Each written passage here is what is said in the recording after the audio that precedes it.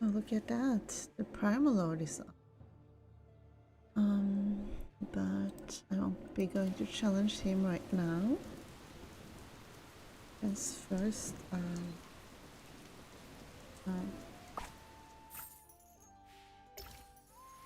first things first. Oh, I didn't. I'm so bad at daily limit now, so that cancel.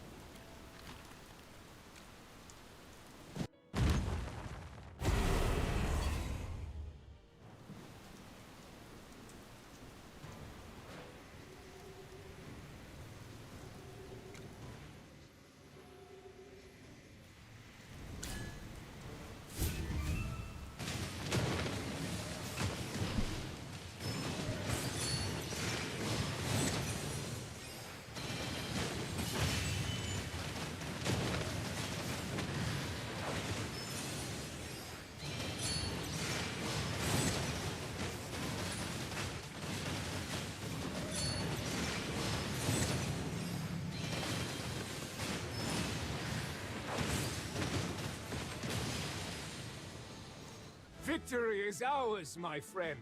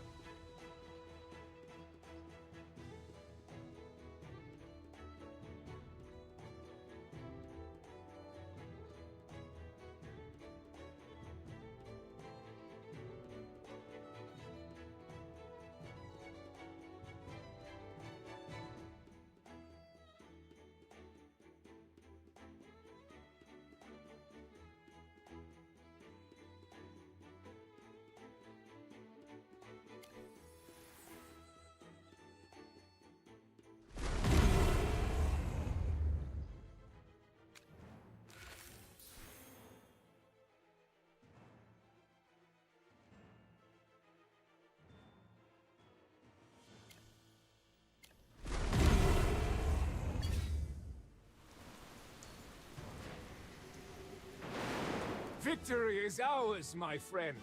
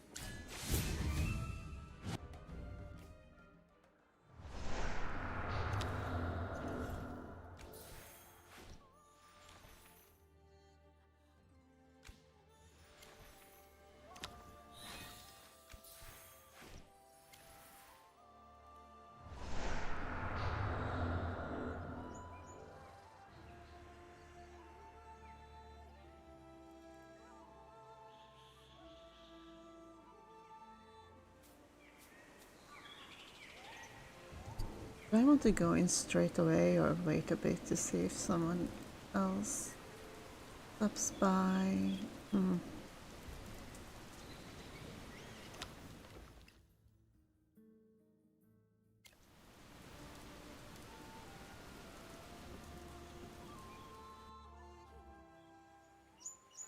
Guess I could wait a little bit.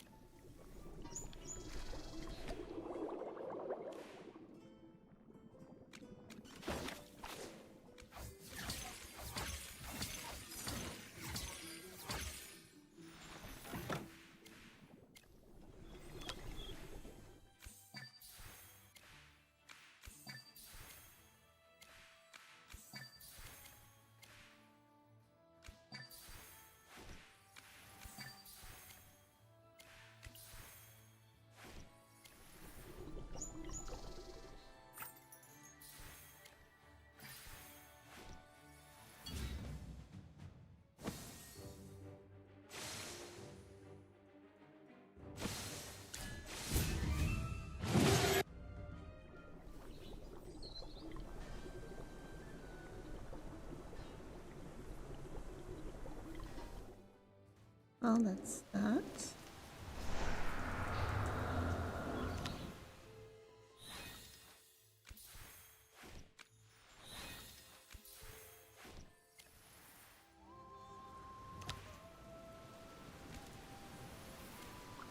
Well, we'll want to start this sooner than later, so this seems like a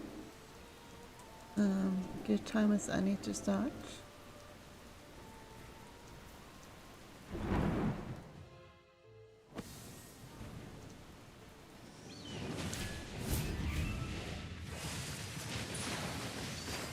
Not sure what loaded exactly this thing, but okay.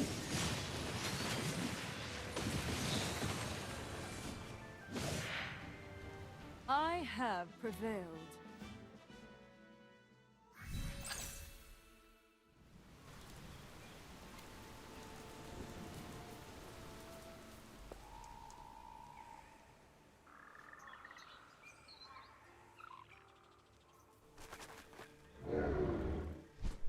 Master, watch out!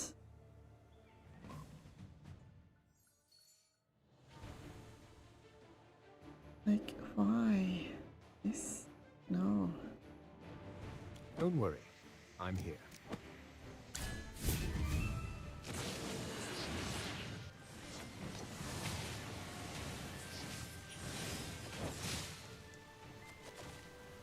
Every sword is a witness.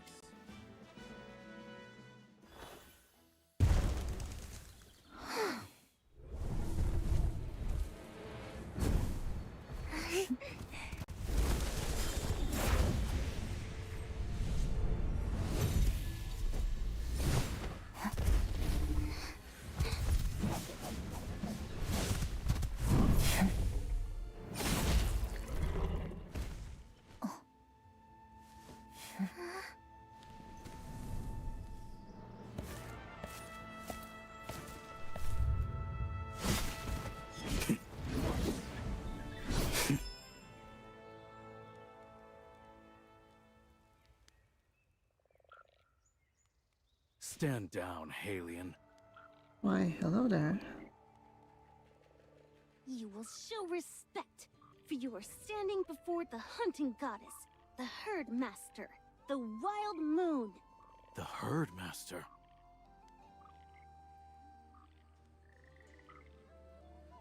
Seems kind of laggy. Sucks, but hopefully it's still watchable enough. O sublime wild moon, I am Nazric. I offer you my respects. So you're Nasrik. You look different from before. So you have two souls? We are all creations of our god. The Herd Master should know this better than anyone. This was a test, my follower. Right, of course I knew. And that's not an answer. Forgive my boldness, Herd Master, but why have you taken Halion form? So I was wondering if anyone would start questioning why the Herdmaster is shoving up like this. Because, I mean, it's one thing that they're all very devout and stuff to their god, but still.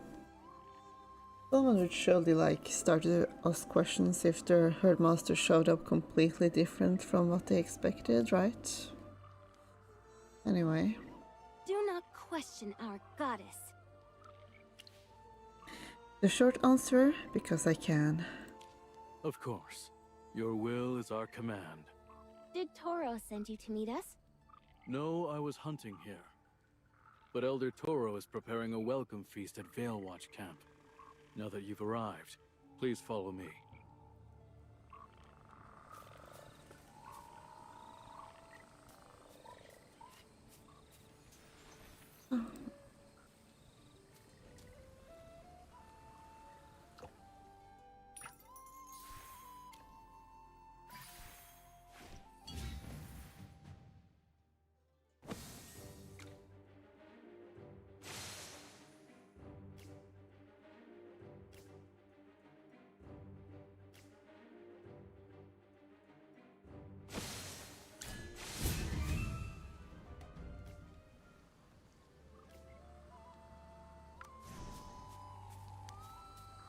Veilwatch Camp overlooks the Primal Shrine. We had to wake you because of the Halion invasion. Oh, talking spots. A lot has happened recently. Who should I talk to? Hey Nasrik, let's talk. You really care about that spear of yours. Tracking's a useful skill.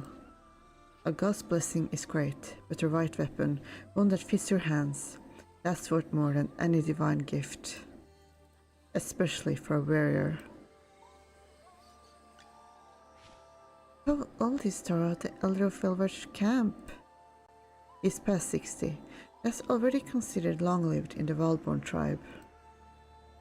Around the same age as Madra, huh?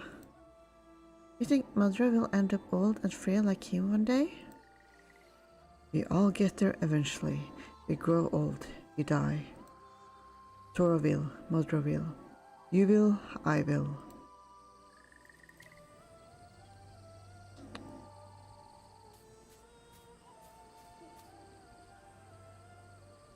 Knowing the old tongue is really useful.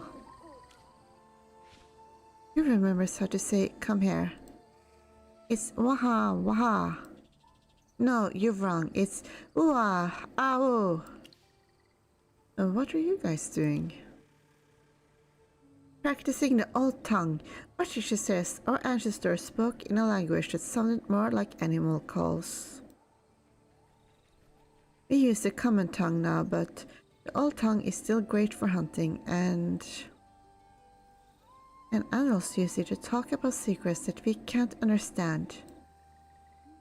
Which is exactly why we're teaching ourselves. Want to learn a few phrases? Learn hello. Wa ow ow. Huh? I thought it was uwa ow wow. Oh, really? Well, uwa ow ow it is then. Learn thank you. Ow, ow. Wait, is that right? That's not what you said yesterday. Learn, let's be friends. Mawa ma ow. I never heard that phrase before. This seems a little made up. Why don't you believe me? Go ask those adults over there if you don't.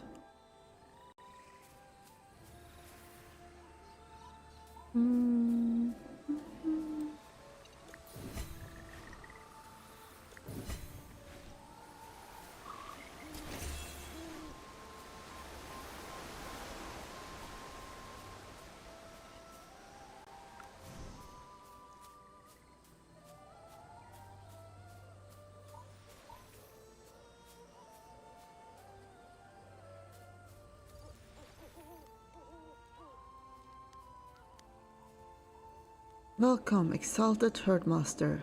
Hail the hunting goddess. That little girl, she's a true This emissary. is Toro, elder of Veilwatch Camp. O exalted one, the winds have finally carried your divine presence to Veilwatch Camp. We are truly blessed. The road from Wrathwood Grove is trying. You must be weary. We have prepared a humble feast in your honor. The herdmaster did not come for a mere feast. We come to uncover the whereabouts of Gorgana. Gorgana? The name is certainly familiar. The girl called herself a divine emissary. Oh, there's she now. What? So she was an emissary too? A self-proclaimed one. She had no blessing from the Divine One. Ah, yes. I remember now. A woman with hair the color of the deep sky, and the eyes of a jungle cat. No one knew where she came from. She was secretive and claimed to be your emissary. But you sent no revelations, and our priests heard silence when they sought to communicate with you. So we never believed her claims. And yet, one of the shrine guards reported seeing her emerge from your shrine, as if she'd been inside. From inside the shrine? Could it be?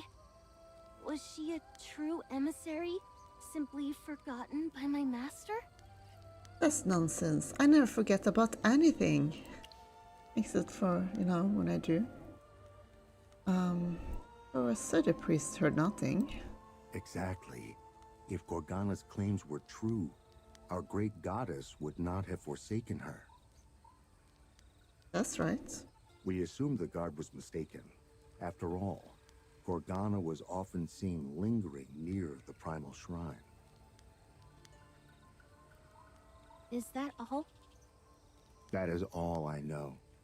The others may have more to offer. Nazric can help guide your inquiries. Captain Tuft may be of help. She was among the few who believed Gorgana's claims about emerging from the primal shrine. Forgive me, Exalted One. My memory is fading as the years wear on, and I rely on these two to manage the camp. Nasrik will be my hands and eyes then. I am yours to command. Aside from Captain Tuft, you can also speak with Bay. She has a kind heart and took Gorgana into her home for a time. They let a stranger into her home? Yes, Gorgana had no kin, But she was one of the Wildborn and followed the hunting goddess. We couldn't just turn her away. Faye has a warm heart, and her claws are also sharp when they need to be. If anyone could show a lost soul kindness without putting herself in peril, it's her. You can ask her for the details yourself.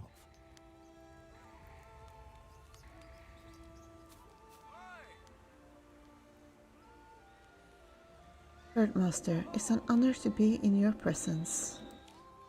Tuft, do you remember the woman who claimed to be an emissary? The Divine One requires your knowledge of her. Oh, Gorgana? I had very little contact with her. Toro said you believed her. Why? Because she committed acts of sacrilege, yet the Herdmaster never struck her down. From the day she appeared in Veilwatch camp, she would go to the Primal Shrine to work on a ritual wind chime. Said it was a vital job given to her by the hunting goddess. The shrine is hollowed ground, and the hunting goddess has always forbidden clamor nearby. For her to build such a thing, so close to the shrine, I assumed she could have only been acting on divine volition. How close? Well within the range of a short bow. Such an intimate distance. If the wind chime was disturbed, the sound surely would have roused you from your slumber. Is this shrine finished? No, her progress was slow. She had petitioned Elder Toro for assistance, but he refused her. I didn't understand the reasoning back then. But now I see Elder Toro suspected her from the start. Whereas my own foolishness allowed me to be deceived. What happened to Gorgana? She just vanished into thin air. After her disappearance, I had my best hunters search for a trail. They found nothing. Not a single track. Whether she was a true emissary or a charlatan, I failed in my duty. I offer no excuses. Great Herdmaster, I will accept any punishment. This is a small matter. You are not to blame. Why do they all want to be punished? Our goddess is merciful. She would not punish a loyal servant for such trifles. Oh, great Herdmaster. My life was forfeit for my failure. Yet, you have spared me. This mercy is a gift I will strive to be worthy of.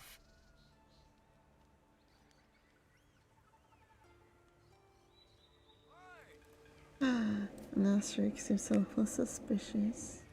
Oh, that's fun. Herdmaster, we are honored by your visit. I am actually speaking to the Wild Moon. I must be dreaming. The Wild Moon wishes to know about Gorgana. Oh, great Wild Moon. You must have heard that Gorgana claimed to be your emissary. You took her in, gave her a home. Oh yes, the poor thing. I had to. Merciful hunting goddess, your humblest servant begs you. Please, don't hold her delusions against her. She is but a lost soul. Lost? Yes, an orphan, all alone in the world. She finally finds a home with us, only to be afflicted by a tragic madness. Madness? Of course. You sent no divine commands, yet she insisted she was your emissary. What else could it be but madness? Her faith must have been so strong, her desire to serve you so overwhelming, that her mind simply broke. And that is why you sheltered her. Yes. I kept telling myself I needed to send for a priestess from Wrathwood Grove to tend to her, but never got around to it. We couldn't have known she would just disappear. Do you know where she went? Honored Herdmaster, I swear on my life, I do not know. I gave her a roof, but we were never close. She wasn't one for sharing secrets.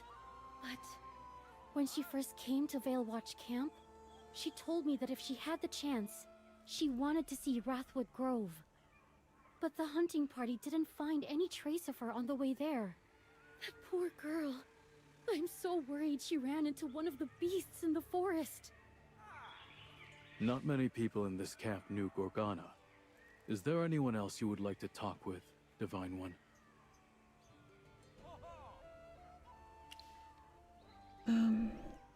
I want to see that ritual wind chime.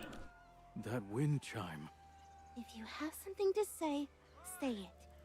Just like Tuff said, the ritual wind chime isn't finished yet. I remember Toro saying that before Gorgana disappeared, she left behind blueprints for the wind chime and told him he had to find someone to finish it. But we questioned her claim to be an emissary, and there were no priests in Veilwatch camp with the special talents needed, so the wind chime was never completed. Special talents? Unique powers. The ability to create flashes of light out of thin air, to summon wind, or even to make a rope burn without touching it. That's magic. Magic? Yes. After the Herdmaster recognized me as her emissary, I've been able to use a little of that power too. Oh? So perhaps Gorgana really was your emissary.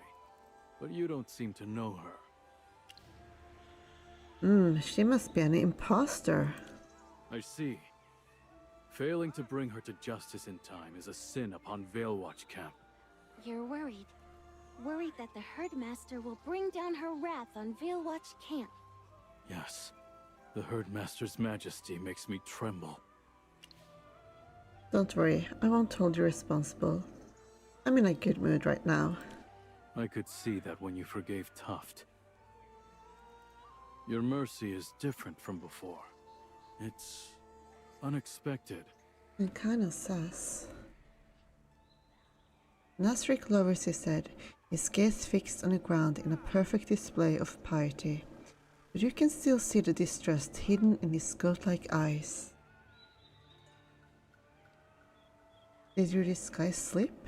Or is Nasrik just naturally wary, even when facing the goddess he worships?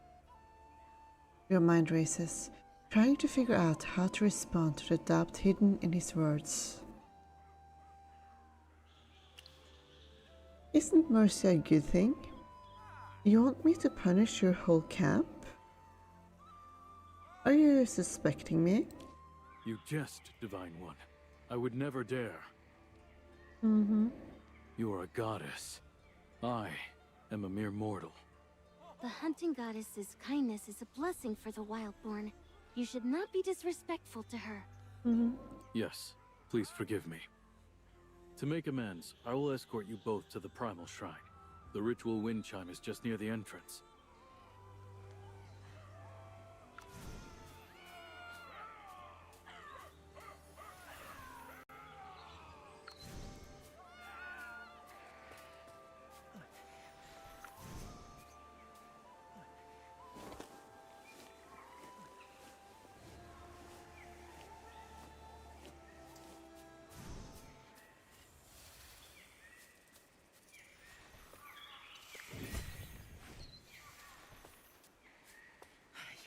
Hey, heavy stone.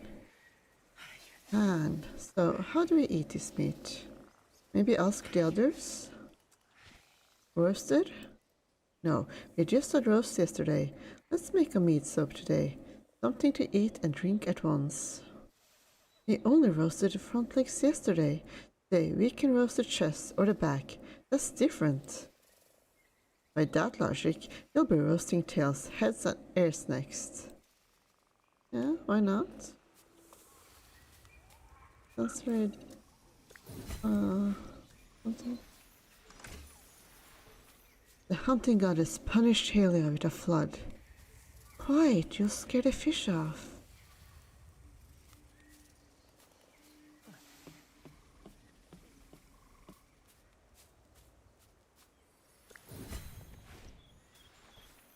An empty fruit platter. Was this left here on purpose? No, I don't have any. Oh, do I?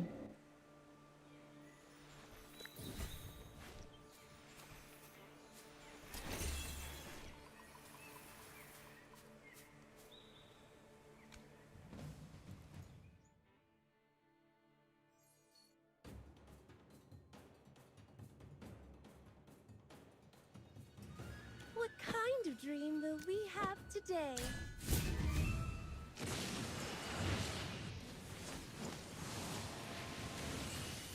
Stop it! No more fighting! Rainbow, don't attack people! And you, stop hitting Rainbow!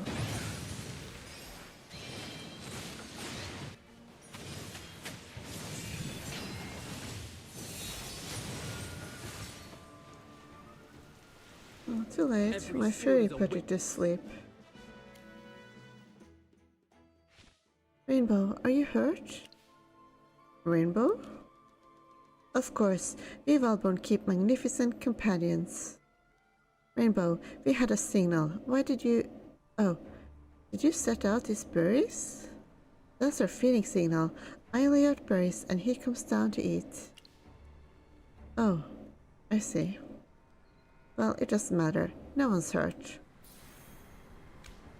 Petmaster...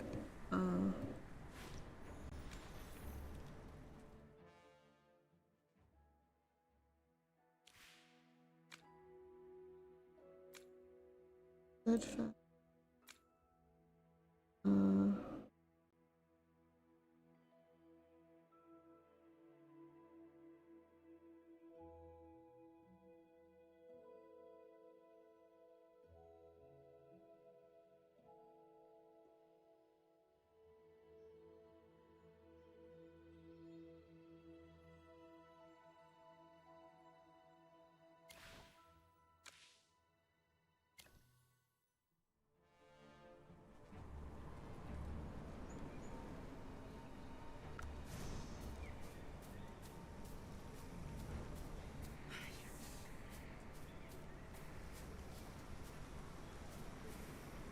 Your personality seems quite different from before, Divine One.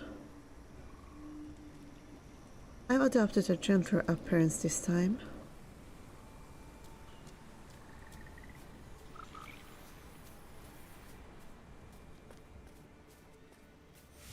Let's take the waterway.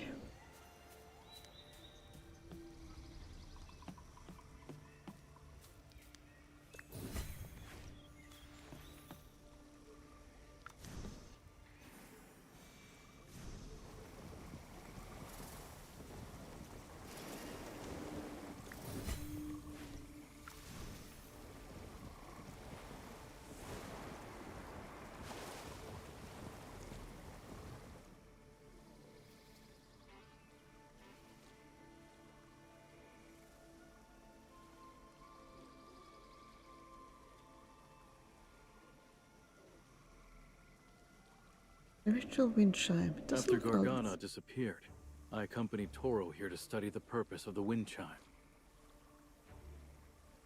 I just realized my may be so laggy today.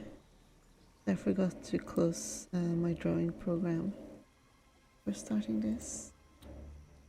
Anyway. Perhaps because it wasn't finished, we didn't find anything out of the ordinary. Do you recall its purpose, Divine One? Should we continue construction, or should we tear it down? The ritual wind chime stands high above the water. It looks ordinary at first glance, and yet you can sense a faint power flowing from it.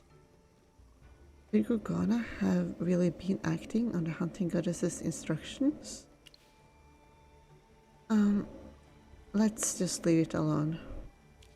But its origins are unknown. How can we just leave it there so close to your shrine?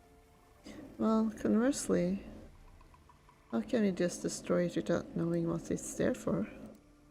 Gorgana's movements were suspicious, and she's connected to the Halians. I'm worried this wind chime could harm you. Don't worry, it's not even finished yet. I don't know why the emissary says Gorgana is connected to the Halians, but if it's true, there could be a plot behind this wind chime. Destroying it without further examination could sever the only lead we have. Yeah, basically.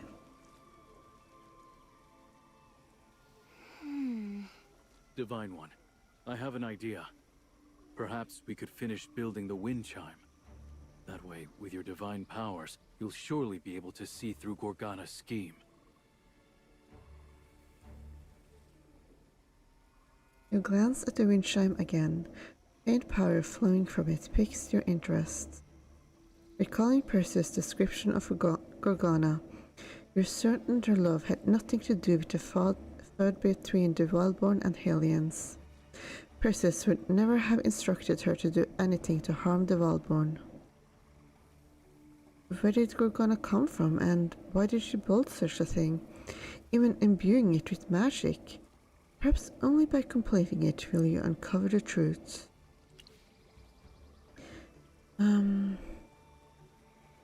Finish it. Let me see what it's really about. As you wish, Divine One. Master, you can leave it to me. If that imposter Gorgana could do it, then so can I. Kid, I have faith in you. Yes, I will not disappoint you. The primal shrine is up ahead.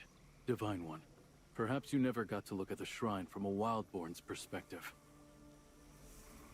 Your shrine is just ahead. We take the waterways to go worship there.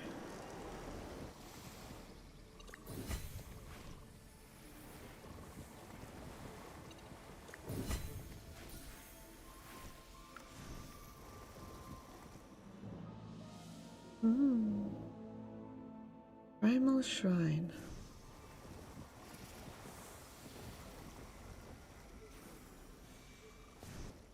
Divine One, you were meant to be in divine slumber. Toro knew how much you disliked disturbances, so he even reduced the number of guards posted around here.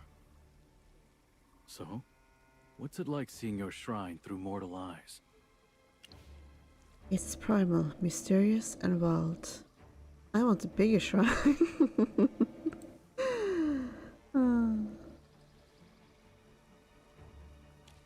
The primal shrine.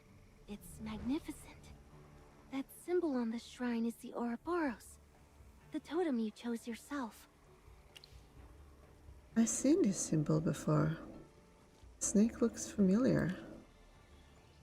The longer you look at the Ouroboros, the more familiar it becomes. You've definitely seen it somewhere before. You try to remember, but nothing comes to mind, so you give up. Memory isn't exactly your strength anyway, right? Divine One, there's something else about Gorgana you should know. What is that? It's just a minor detail. While making the wind chimes, Gorgana kept sneaking out. I followed her trail to ensure she wasn't causing trouble for Veilwatch camp. Please, follow me. It's just up ahead.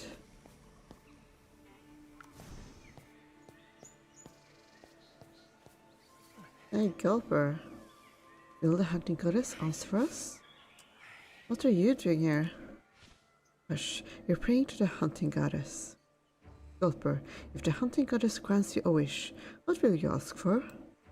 Greater strength, faster speed, and... Enough. Shut your mouth and pray.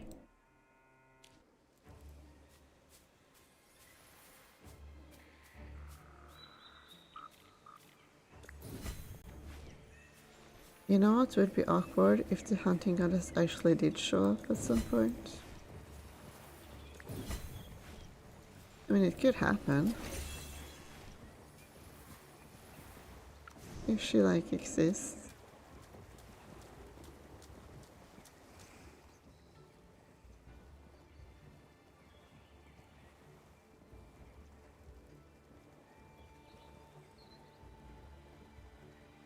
This is Windfang Crag. Windfang Crag is a narrow path along the edge of the Tauthos Rift. Gorgana used to sneak off here and disappear for hours. Her behavior raised suspicions, so I tracked her once. You used your divine gift to follow Gorgana? We don't know where she came from or what her motives are. I was just taking basic precautions. Divine One, you know better than anyone what my tracking spear is capable of. There's nothing it can't track.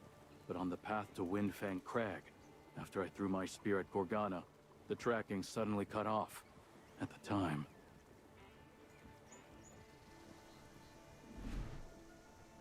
This place again.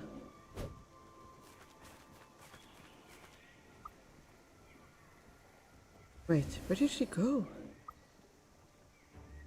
The tracking spear, it's gone? Just like that, Gorgana vanished. I still haven't found that spear. Forgive me for asking, but why would the power you granted me suddenly fail, Exalted One? Find that spear before I can answer for you. Thank you for your guidance, Divine One. I understand.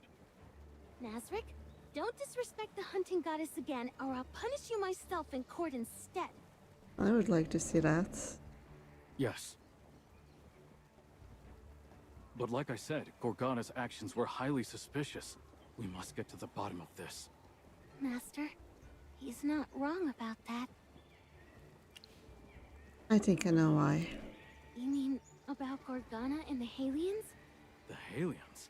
What does Gorgana have to do with them? Gorgana is Perseus' lover. Perseus? That Halian general? If that's the case, then the wind chime must be part of some Halian plot. We have to tear it down immediately. No. Gorgana deceived Perseus. She told Perseus she was chosen as a living sacrifice, but the Wildborn never sacrificed her. She deceived everyone, Perseus included. She hid the true purpose of the wind chimes from us, and never even went to Wrathwood Grove. If that's true, then there's even more reason to take down the wind chime. We need to let Toro know at once. I'll leave the wind chime to you, Gala. But what if the wind chime damages the shrine, or affects Veilwatch Camp? It won't. My master will protect the Wildborn. Why are you so worried? Are you doubting our goddess again? Oh, I meant no disrespect to the Wild Moon. Fine. I will do as you say. Regardless, I must report this to Toro. You've both had a long day. Please, return to Veilwatch Camp and rest. It's getting late, Master. Let's head back to Veilwatch Camp. We can look into those matters with Gorgana tomorrow. We prepared our best rooms. This way, please.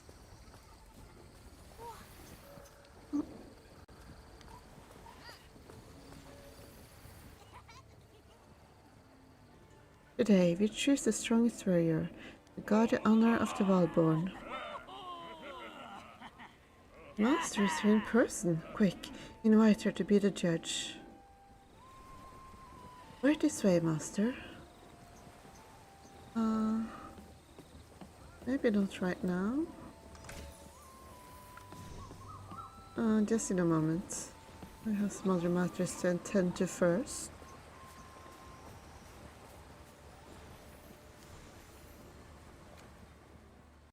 As you lie down to sleep, you ponder the clues about Gorgana, slowly drifting off. But when you wake up, Gala is nowhere to be found. Strange. Where did Gala go? Great hunting goddess, we bring you good news. Oh, hello there, Elder Toro. Gala is truly worthy of being your chosen emissary. Oh, Herdmaster. Did you rest well last night? Nazric just returned with wonderful news. Your emissary, Gala, has finished building the ritual wind chime. That was us. How? After you went to sleep last night, the emissary left for the primal shrine. She still hasn't returned. Nazric said you ordered Gala to finish the ritual wind chime yesterday, which is why she worked all night. We were worried about her, so we sent Nazric to help first thing in the morning. We didn't expect him to return with such great news.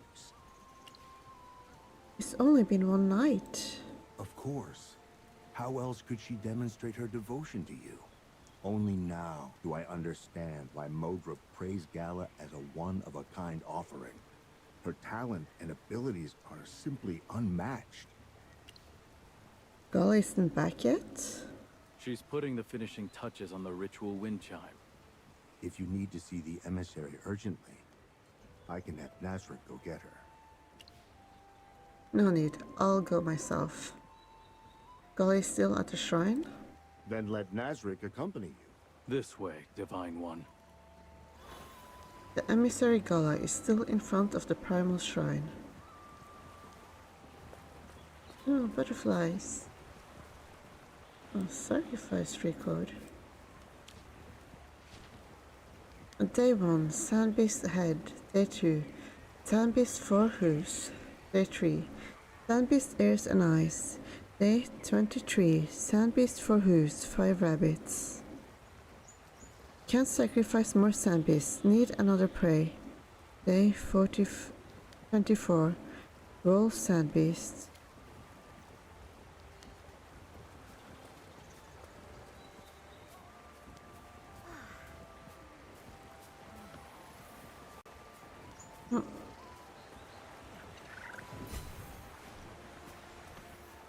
Oh, a fishing spot.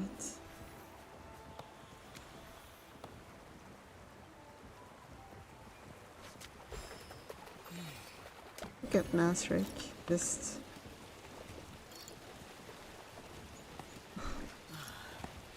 waiting to go.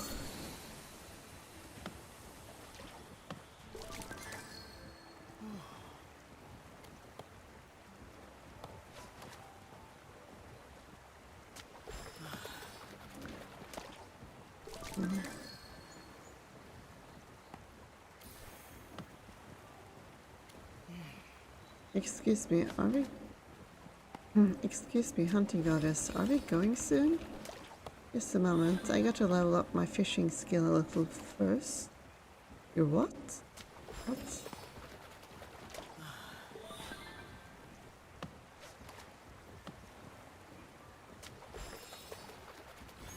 My fishing skill is all part of being the hunting goddess, right? But why do you need to level up? Oh my god.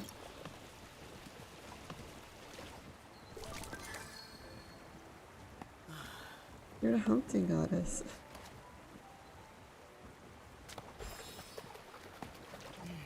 Oh. It seems my skill resets every time I come back from my slumber. It's a bit inconvenient that way.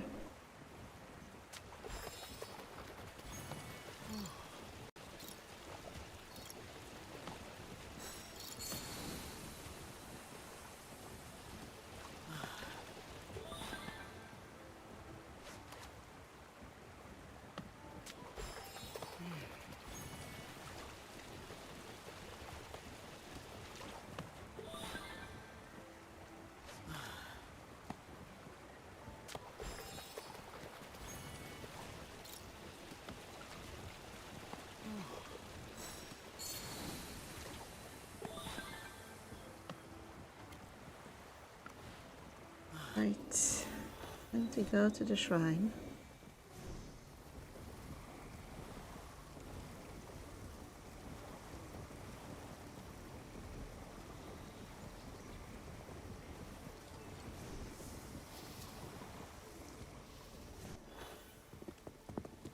Gala, are you okay? Look, the wind chime is done. Oh, Master, you're here. Look, the wind chime you wanted is finished. I didn't let you down, did I? Silly girl, this wasn't urgent. I know you didn't set a deadline, but I knew finishing it sooner would make you happy. You've been so worried about the safety of the Wildborn. I wanted to please you, to ease your burdens. So you see, I did it. You didn't sleep at all last night, did you? But it's alright because you needed my help. It's just a bit of sleep. I was meant to offer my life to you. Gala, I said you're not supposed to offer it anymore. You're an amazing emissary, Gala.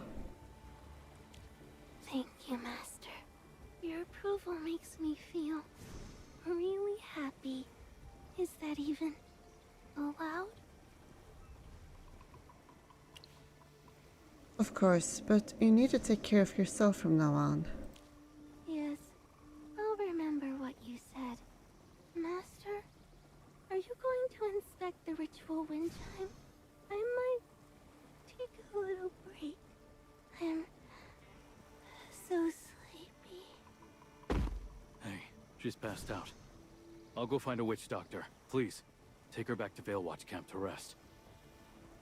You teleport Gala back to Veilwatch Camp.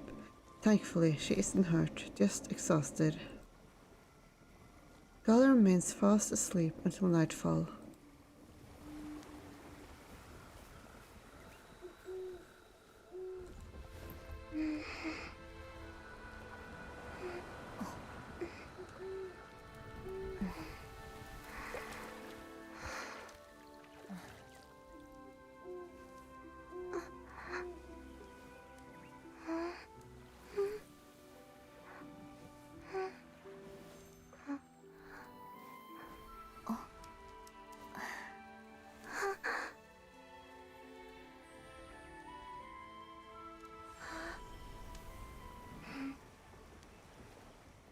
Master, are you taking care of me?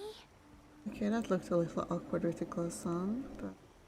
No, I am your servant. I should be the one taking care of you. Two fixers be like.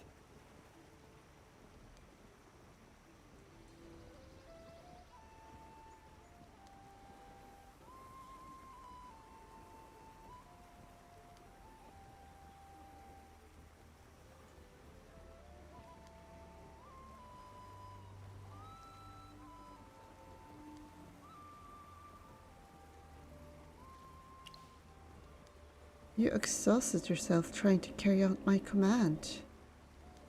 You deserve it. Are you going to defy my will?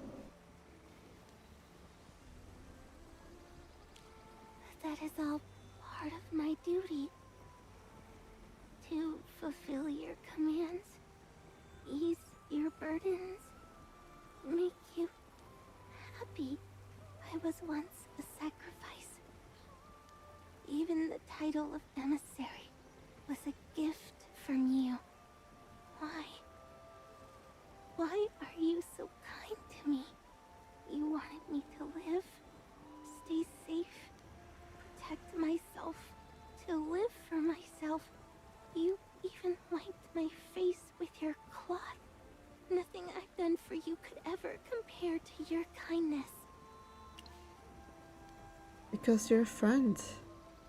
I just can't stand to see a child suffer. A child? But I'm an emissary now. I have to be useful, especially to you. Otherwise, what's my purpose?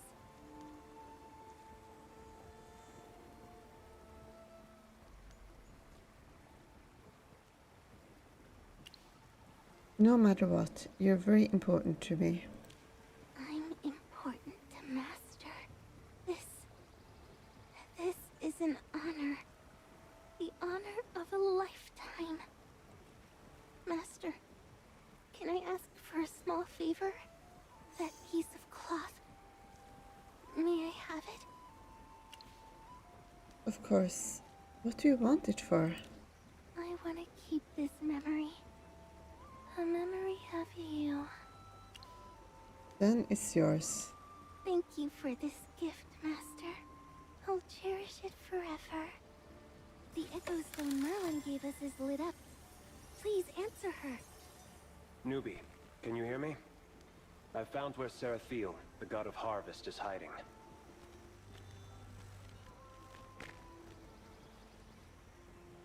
Didn't know this was a thing back in the days, but I'd like to go tell Hugilan about this. Where is he? To the southwest of Halia. There's a place shrouded in darkness. How soon can you get here?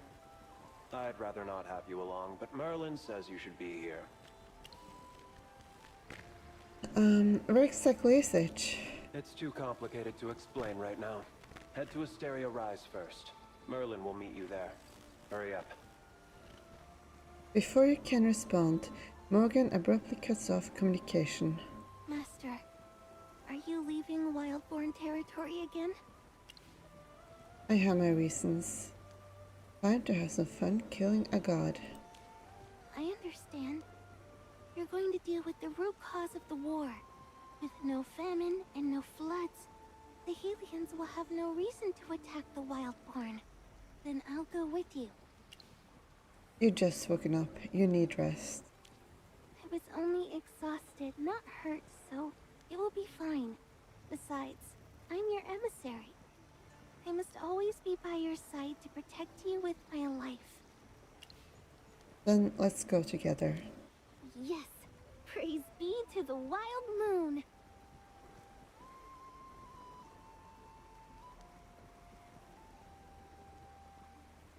Is she really the hunting goddess?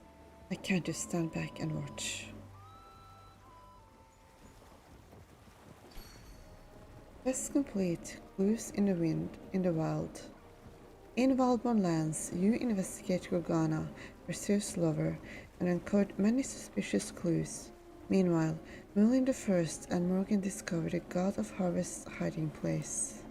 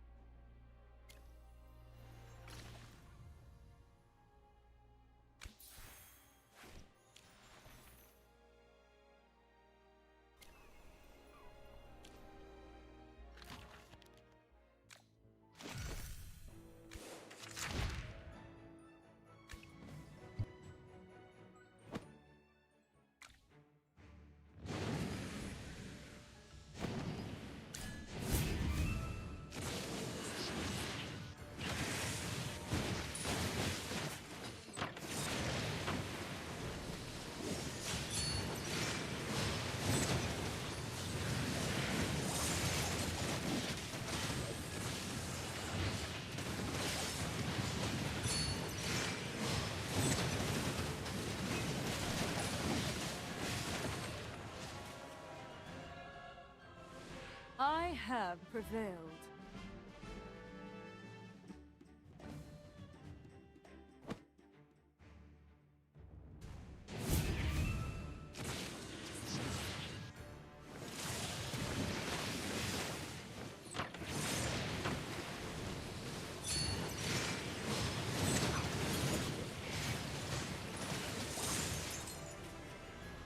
I have prevailed.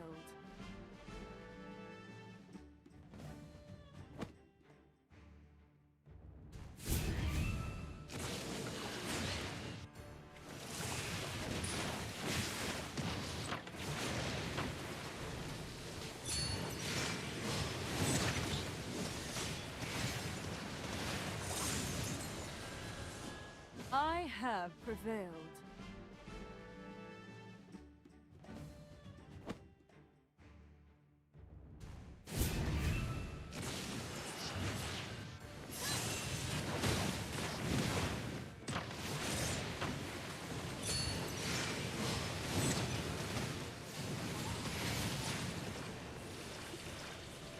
I have prevailed.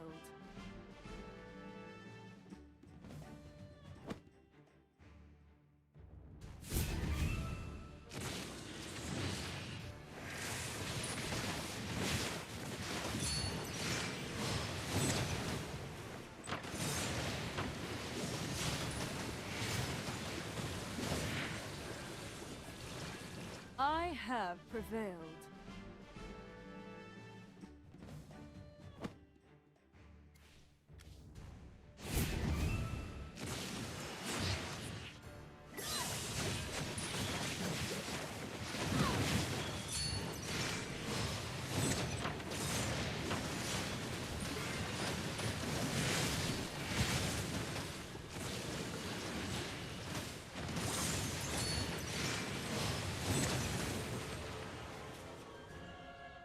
This is akin to priceless art.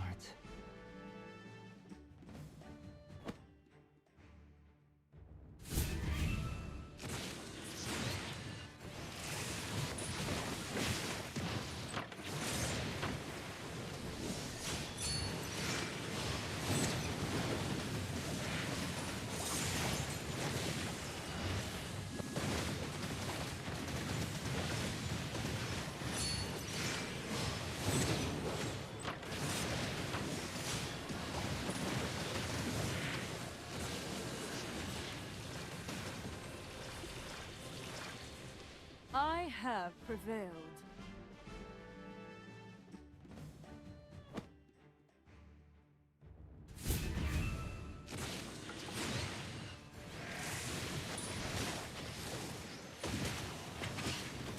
May the spirits guide your path.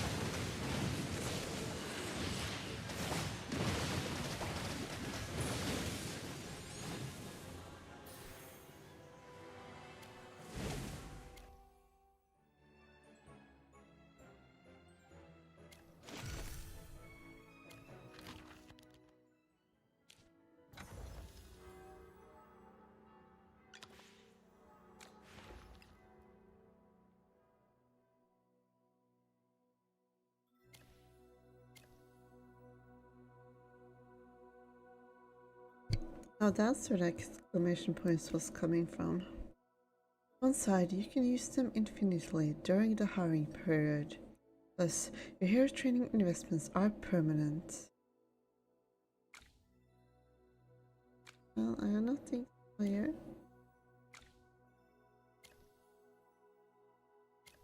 Yes, I already have all the dimensional heroes that we got so far. Although I never did complete Lucy.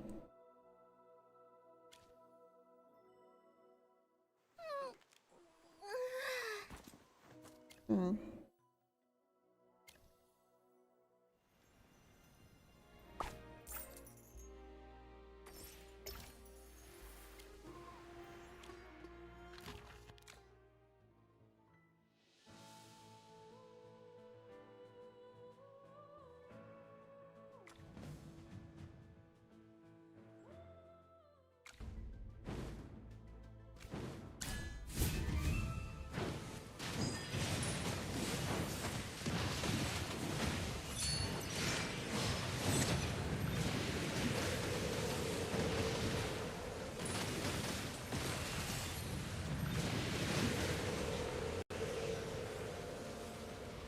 Who could possibly stand against me?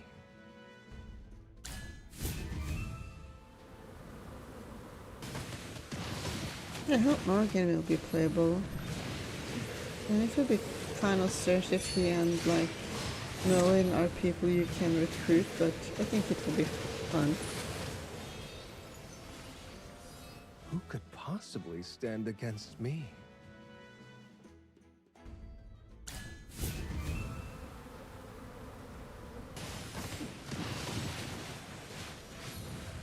So I was kind of wondering if us Chiron is or what our current Merlin is to the original Merlin. No.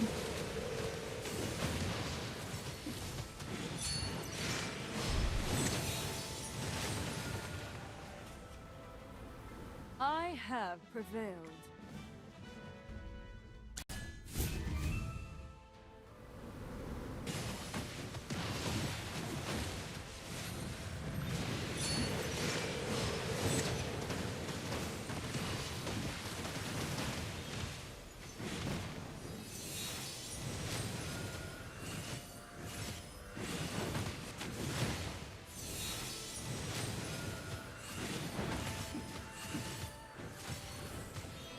I mean, this one is okay.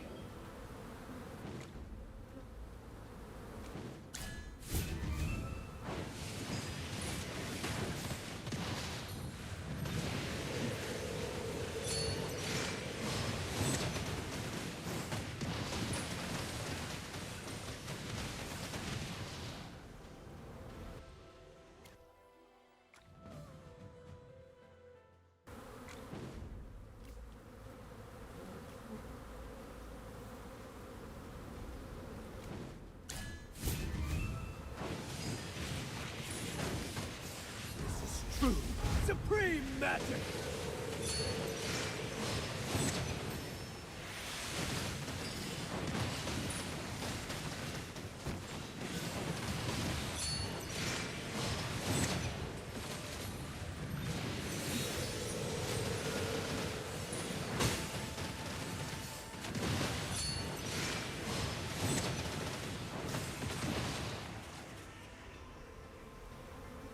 I have prevailed.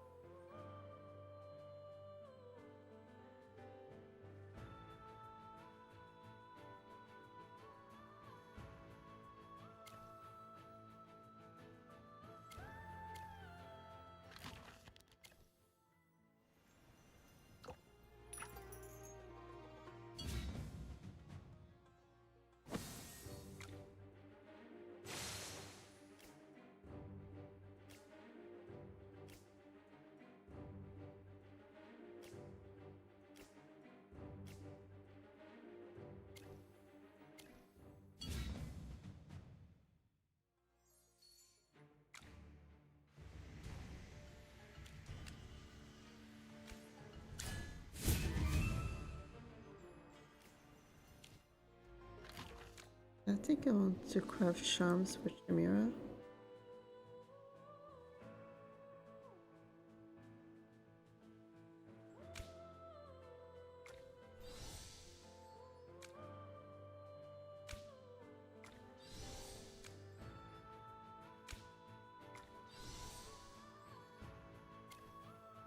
Hopefully that will help me a bit.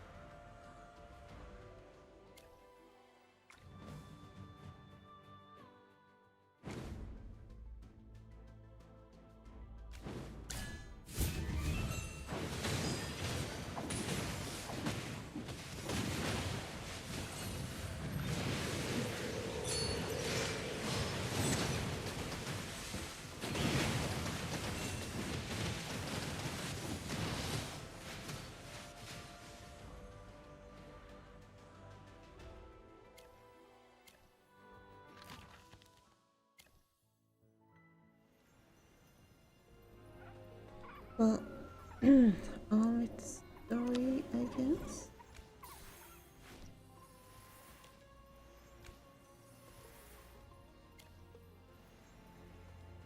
There's the only one stage.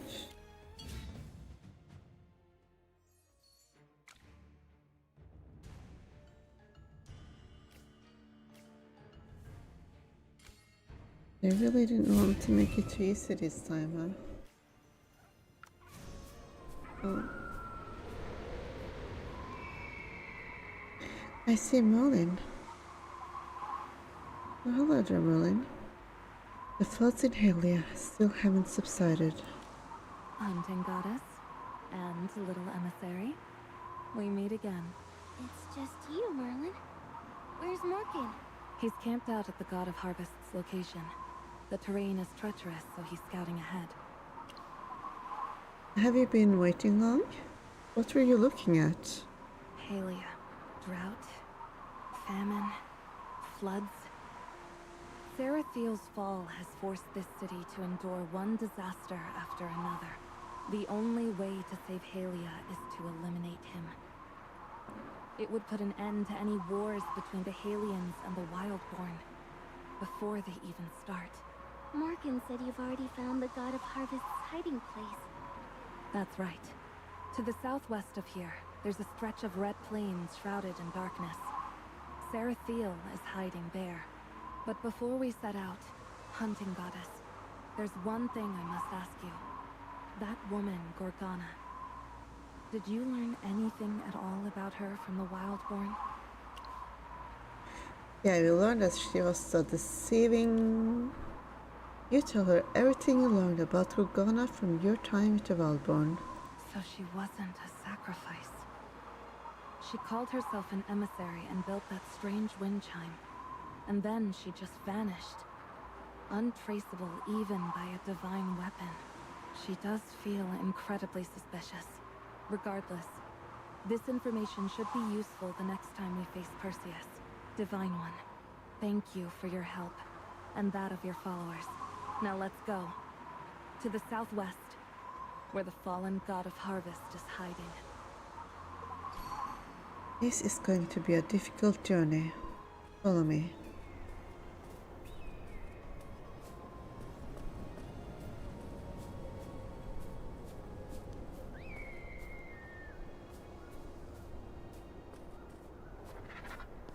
If I recall correctly, people used to live where the god of harvest is hiding. But after the darkness fell, they all seemed to have disappeared. This whole valley is covered in some kind of webbing. The closer we get to the god of harvest, the more of this nest we'll find. Morgan is just up ahead.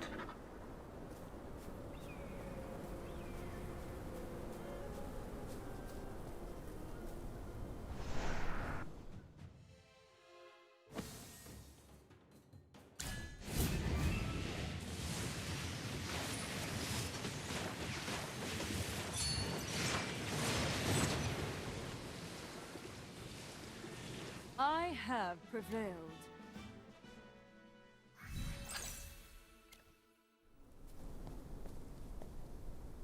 Took you long enough.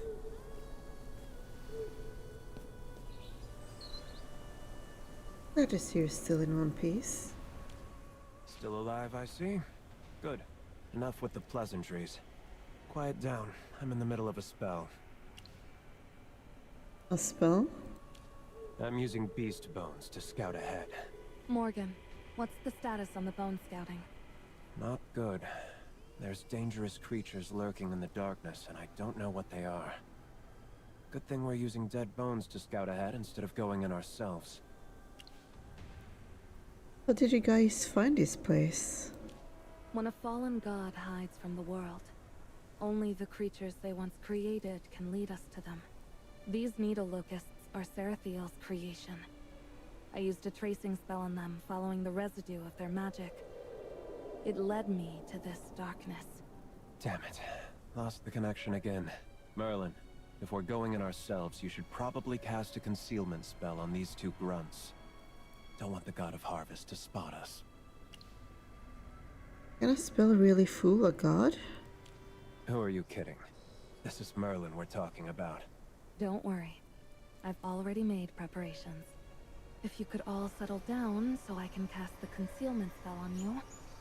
Once I'm done, we're heading into the darkness to face a fallen god. Get ready. Merlin raises her staff and you feel a power envelop you. There. It is done. For safety, I suggest you all stick close together once we're inside. Obviously, I won't be doing that. I hate physical contact. How are three of us supposed to stick together? I hate physical contact too. No, not really. That's your problem, not mine. I'll keep scouting with the bones. Try to keep up. Master, I'll keep an eye on Morgan for you. He won't be disrespectful again. Gala follows closely behind Morgan. What a pair. They may bicker, but it's rather amusing to watch them together. Gala is annoyed with Morgan. Everything she does is to defend your honor. We should hurry and catch up.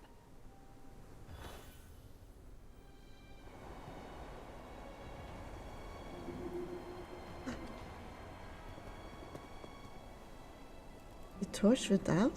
Seems the darkness swallows all light.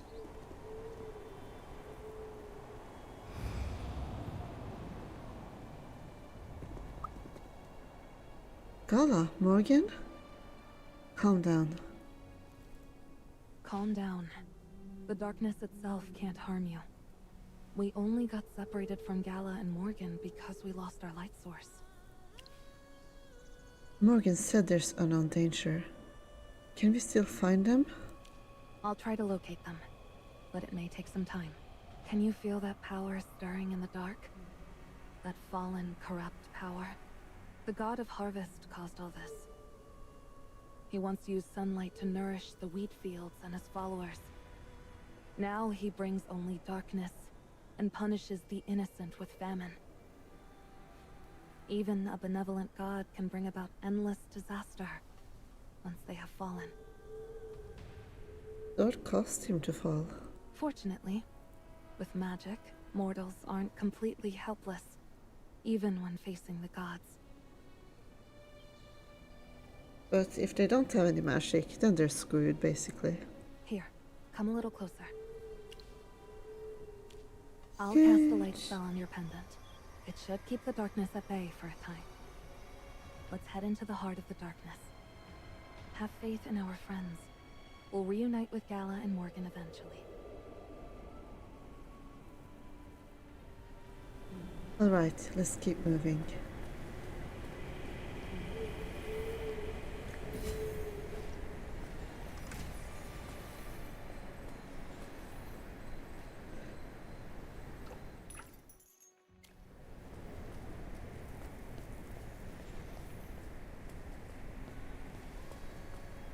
These ruins are massive and clearly abandoned for years.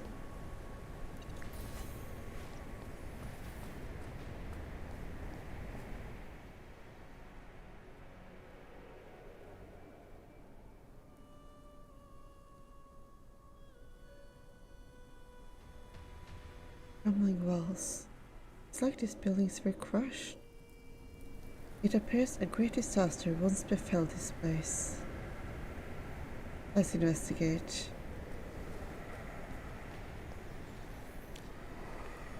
Thistleton Past, connecting a vital stopover rest area for hailing travelers. Also provides storage service. Famed for the Goldenfield Sweet Wheat Ale. Okay. Oh, ghost.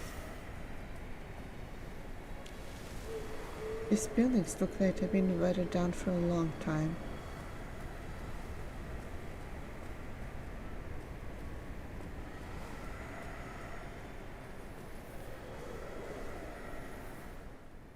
Did you hear that? A faint, pained cry. A scream from the very soul. I didn't hear anything. Are you sure you noticed hearing things? Perhaps I should be more clear. Look closely. Those faint, glowing lights floating in the dark. What do you think they are? Definitely not fireflies, that's for sure. Embers that haven't gone out? I don't know. Those are human souls. Human souls? Why are the souls glowing? I don't know. Perhaps it's because there is still light in their hearts. Or maybe because they were followers of the god of harvest, who relied on the sun's blessing. I only know one thing for certain. Though they are trapped in darkness, they have not succumbed to evil. Their light is guiding us. Let's keep moving, no matter where these lights may lead.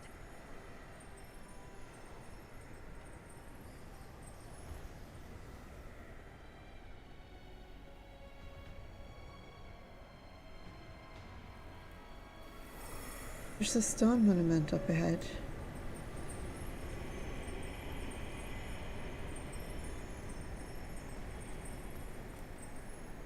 Yeah, it's getting pretty interesting right now, I think, the story.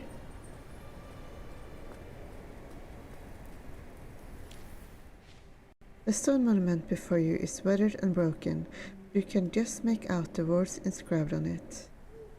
Welcome to the golden land of harvest, Totaltan. Tuttleton.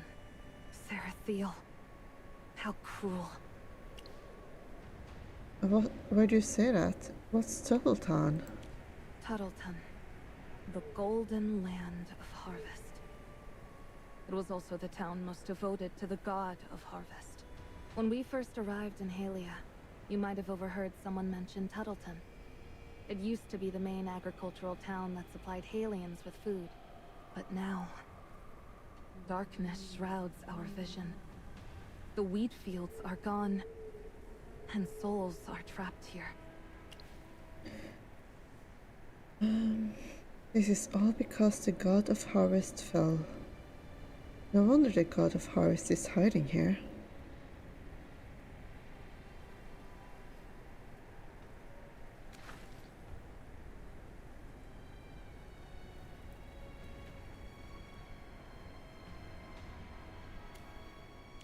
People once sang songs about the wheat of Tuttleton, and praised the blessings of the god of harvest. But who could have foreseen the end of this town? The Arcane Council cannot ignore the evil of a fallen god. I'm counting on the power from his fall. Of course, if only for the Valborn's sake. Of course, if only for Halia's sake. The power from a god's fall is also what we need to send you back to the future. That stalk of wheat you gave me, the one with the temporal magic woven into it, I've analyzed it. It's definitely from the future, from your time. I've also located a temporal anchor to your time. All I need is the energy released from a god's fall, and I can send you back. What's a temporal anchor? It's just a name. An anchor, an imprint, a record. Call it what you will. The principles of time travel are tied to the cycle of life. How should I explain this? You know, some wibbly-wobbly stuff. Imagine a tree. It grows from the bottom up. The roots absorb energy, allowing the branches and leaves to grow. Or that. When the leaves fall and branches break, they return to the roots, nourishing them with what they've gained in their lifetime. Then new leaves and branches will sprout. That is the tree of life. Every living thing in this world is just a single leaf on that tree. Wait, so what are gods? The gods are the branches, and their mortal followers are the leaves connected to them. Each branch contains many times the energy of a leaf. When a branch falls, its divine power is released, and all things in the world benefit. To send you back to your original time, we must harness that power. Where did this initial energy come from? I cannot tell you. It's not that I don't want to tell you, I simply can't. It is this world's deepest secret. But you should know. How could you not?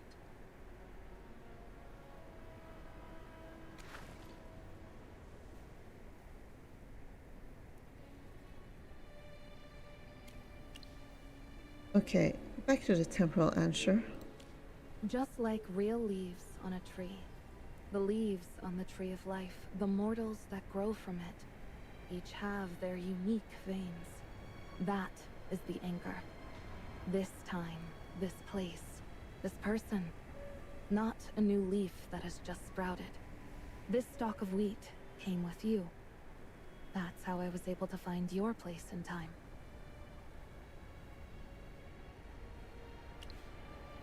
So I have an answer too? Why didn't you just look for my answer directly? When you revealed your identity to me, I tried searching for your anchor, but I failed. You have no anchor to the Tree of Life. No record of when or where you came into being. It's as if you exist outside the Tree of Life entirely. What? Are you saying I'm not human? You are no mortal, nor a god. You are a being of miraculous wonder. You possess freedom beyond what mere mortals can comprehend. And even the gods envy you. You could say I'm the player. How do you know all this? Because I am the Magister Supreme of the Arcane Council. I see things others cannot. And the gods have not yet fallen. That's all. So she's also a player. Now, there's something else you should know about the wheat. You asked me if a stalk of wheat from the future could be planted. The answer is yes. Because of the famine brought about by the god of harvest, none of the seeds from this time and place can grow. But the wheat you brought is from the future. It can be grown and harvested, and it could end Halia's famine. But given the current circumstances, I doubt Perseus and Abundius would trust us again. Besides, the fallen god is a festering tumor. Only by eliminating him can we truly prevent war, and let Halia emerge from the shadow of disaster. I understand. You just have to kill a god. Simple as that. The gods will not act, so we must be the ones to enact justice, and take back the future from the fallen. Let's go. We must keep moving forward. In this endless darkness, it's the only way to find the answers we seek. God has... A faint sound drifts from the distance. You immediately hold your breath. There are several different, discordant noises. And at the same time, it feels as if something slipped past the edge of your vision. You look again, but see only endless darkness in the distance. One of the sounds cuts through the darkness and reaches your ears again. God has... From the look on your face, I wasn't the only one who heard it this time. What was that sound? Is it a call for help or a trap? Could be a pleasant surprise.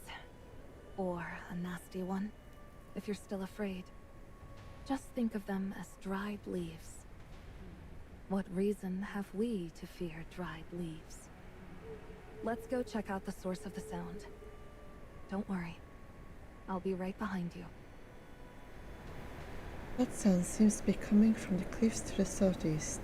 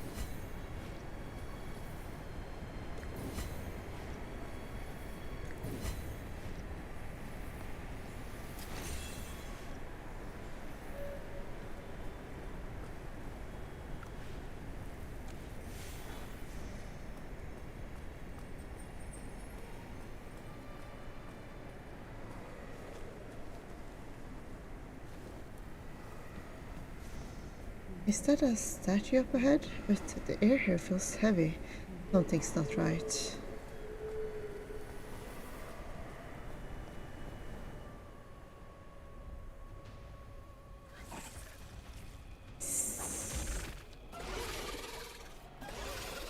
Push out.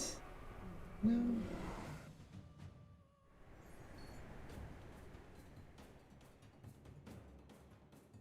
Ah, a familiar battlefield.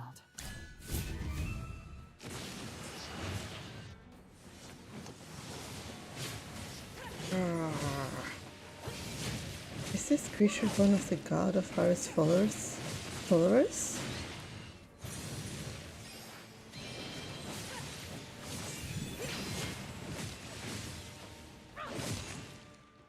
A victory worth celebrating.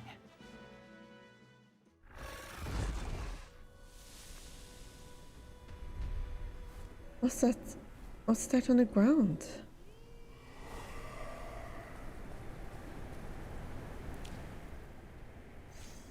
You pick up an object from the ground.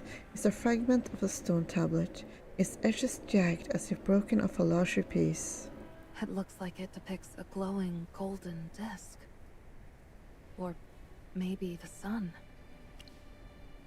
The sun? In a dark place like this? It's the sun. I think it's the sun. We haven't seen any other stone tablets like this on our way here. Did you notice? That creature from before was staring at this tablet before it spotted us. Of course, it was obvious. Is it because of the sun on the tablet?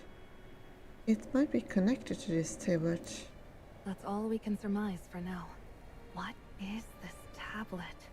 Wait, this doesn't feel right. Something's surrounding us. They snuck up on us in the dark. Oh, humans! Light shine. And light on them? Congrats, you got a tablet disc. A glowing gold disc is drawn on this stone tablet. It seems to be part of a mural. Light really does drive these creatures away. How would this little puppet know that? People are here. People. 2 of them. You're a puppet. But you can talk. How fascinating. Looks like somebody has imbued you with magic well. People can help citizen. Save master. Citizen, is that your name? I am citizen. Well, hello there, Citizen. And who is your master? Master Tully. Are there other living people here? Living? I don't understand. What a strange puppet. Hold on. Before we help the puppet, we need to figure out what just happened. Citizen, what were those creatures just now? Why did they run away? I don't know, but they are afraid of light. You make night. They run away. Creatures that live in darkness and fear the light. Those are relatable. They might be creations of the fallen god Zarathiel or some of his kin. If even creations fear the light, then the god of harvest himself must too. That would also explain why he brought about this endless darkness. He needs to wrap himself in it, to hide from the sting of the light. We can't just keep fumbling around in the dark. Force him out with light. Only by driving out the darkness with light will the wretched fallen god show his true face. The sun, or the light on the stone tablet. It might have something to do with the god of harvest's fall from grace, but it doesn't look complete. Light. I have seen it before. Where? I know where. You know? Can you take us there? 2 people. Save master. I will take you. If you help us get rid of this darkness, we'll do everything we can to help you. Saving master is good. I will take you there. Follow me. Citizen's creature must have remarkable skills. 9. Oh. To Tohoton, to the market. Residential district. Oh, another carved creature. I shall have to wait, probably.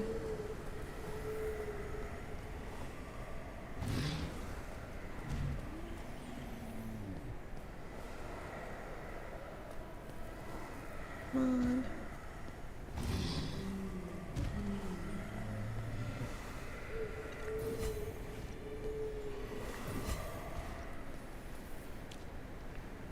Stocklist, wheat ale.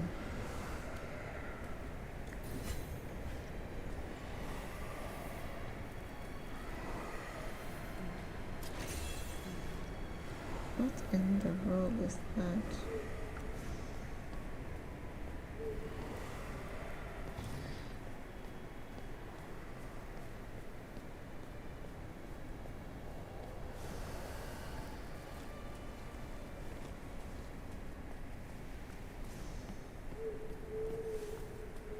This is the edge of Templeton. Oh wait, I think I want to get that chest first. Else I'll be too distracted to continue.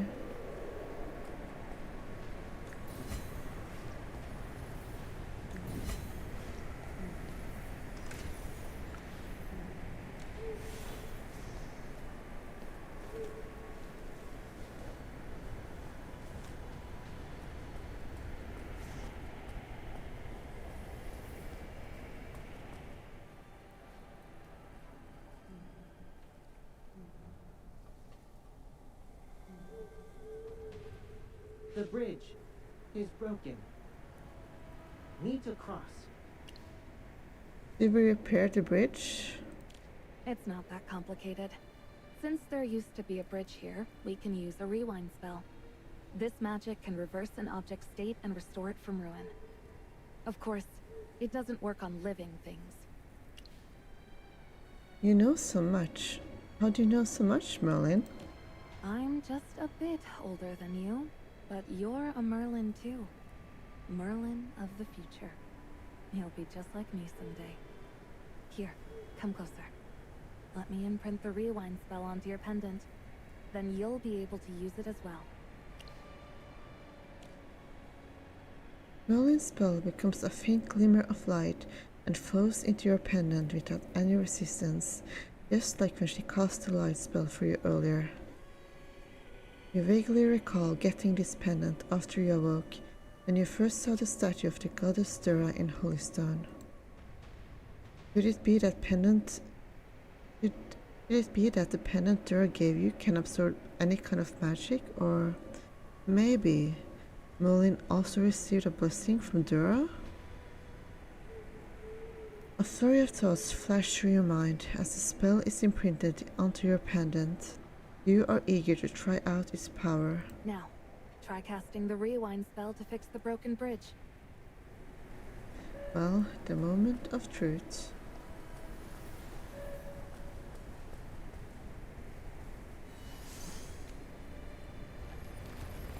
And move forward. Follow me.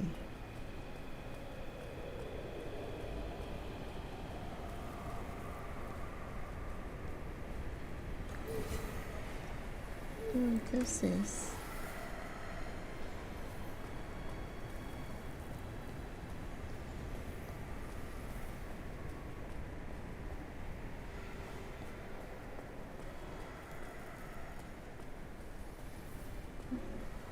There's stuff here to pick up. Okay, I don't think I can go there. A worship schedule.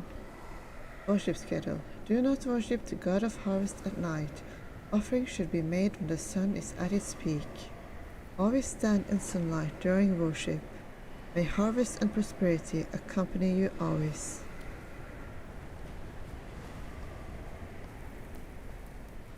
These are a lot of steps. This place must be huge. Where are we?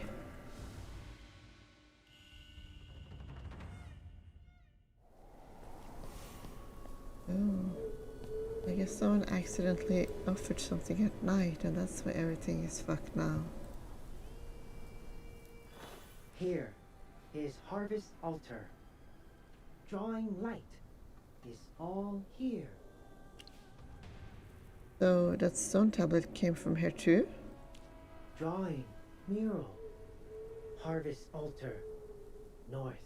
Device here. Oh, this doesn't feel like a special trap at all. Here, the device. This pedestal matches was drawn on the tablet. We'll check it out later. Let's follow it for now. That mural, the mural, the mural here. The massive mural before you is falling apart, but you can still make out shapes in the parts that remain intact.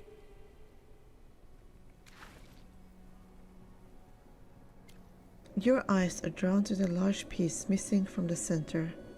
We can just make out faint golden cone-shaped patterns radiating from the edges of the hole.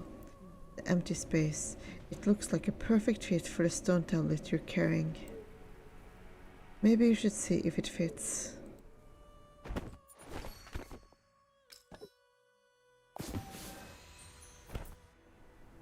Just like Citizen said, the tablet we have is part of this mural. The three figures on the right, judging by their clothes, appear to be priests here to worship. And the one they're facing like pilgrims must be the god of harvest. This must be from before his fall. According to the records, the god of harvest was a benevolent father who brought bounty and joy. So long as you believed in him, he would grant his followers a plentiful harvest. Bounty, meaning sunlight and rain, fertile soil, healthy livestock. That's why mortals often worshipped him with light, offering him brilliant rays. I gotta say, he's in a pretty good shape. I gotta say, he's in pretty good shape. You have a knack for appreciating the finer details. And how? What's the god of harvest riding? A wild boar, his most beloved mount. Too bad we can't see his face. We'll see it when it's time to kill him. Yeah, that's true. Gotta look forward to that then. But after his fall from grace, he's no longer the benevolent god he once was. Let's go back to the altar square. That pedestal we saw earlier must be the device Citizen was talking about. If we can obtain a brilliant light source like in the mural, maybe we can do something about this darkness. Maybe I can try using the rewind spell.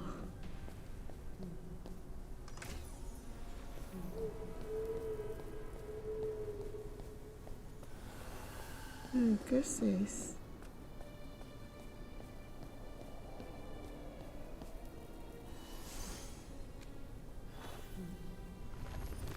Ah, mercy, please protect us. Oh god. With light. What's this? Strange. These spirits, they look like the priests painted on the mural. The resemblance is uncanny. Maybe the disaster came so suddenly that they were still trying to ask their god for protection. Right up until the moment they died.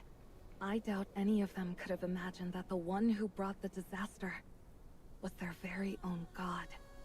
Despite the rewind spell, they are still missing the light source on top of the pedestal. Without it, we can't spread the light and drive out the darkness. Can't we just use our light spell? A simple light spell won't be enough to dispel the darkness here.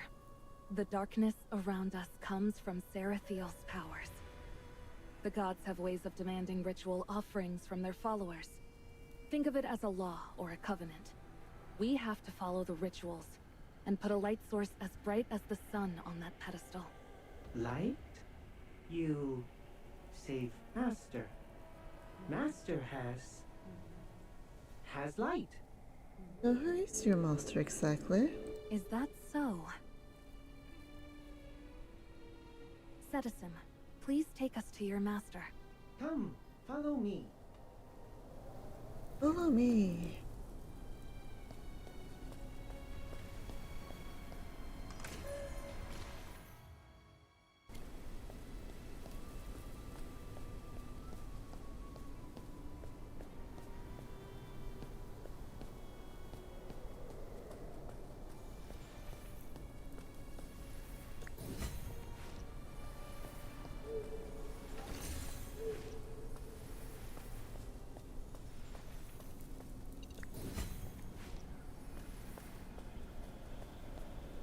I can't believe such a magnificent building is just an altar.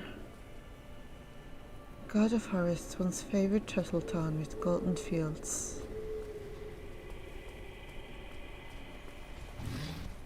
Oh, I'm here. Here, you little beast. I'm here. Come on.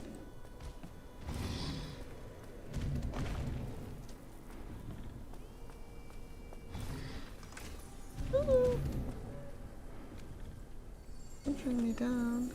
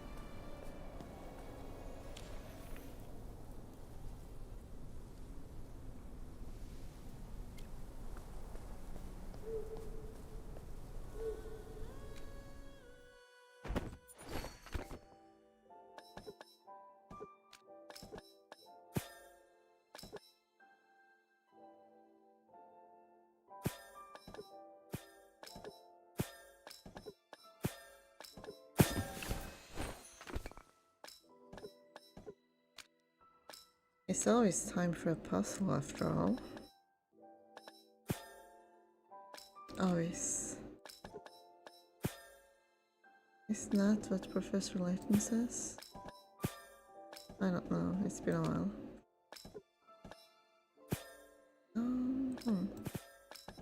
There you go.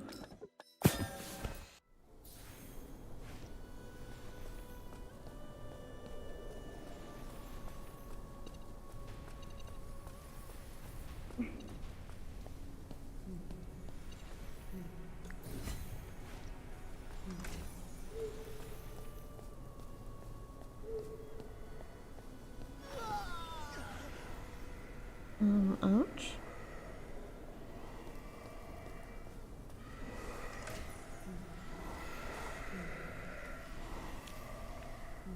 Yes, apothecary, healing guaranteed. The handwriting changes as if written by different hands over time. Thank you for saving my god. Sultan's finest healer. When you see 5 beer mugs filled with medicine and here you got to down them all in one go, your sickness will be halfway gone just from the shock. There are some twisted things growing out of the ground.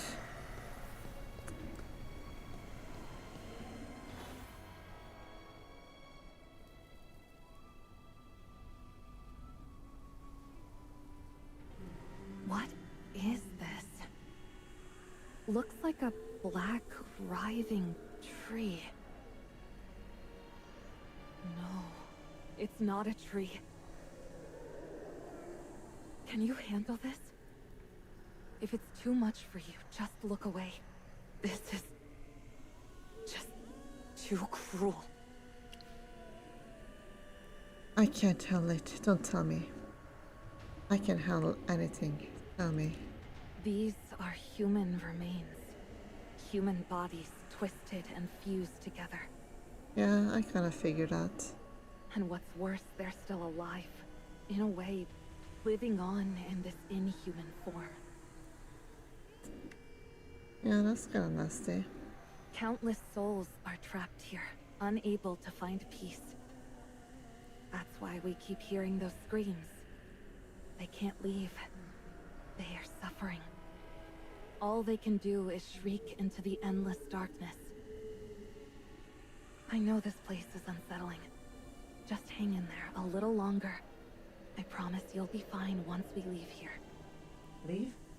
No. Master is here.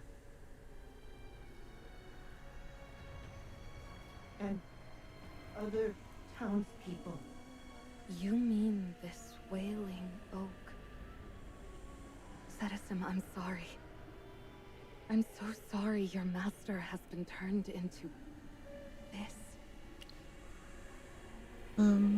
How do you save anyone from this? You promise. Save Master. Yeah, we're kind of figuring things out right now, so the same. I know, and we won't go back on our word. Please, stay with me just a bit longer. We have to find that light source and force the God of Harvest to show himself. Try to overcome your fear and slowly approach the Wailing Oak. As a Merlin, I know you can do it. I'll be right there with you.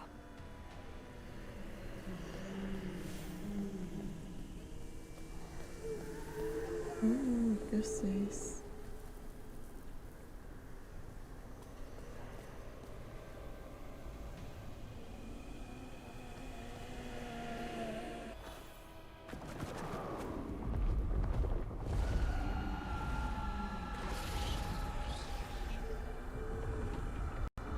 There's so many monsters. Oh, hey there, Morgan. Don't just stand there. Take care of them.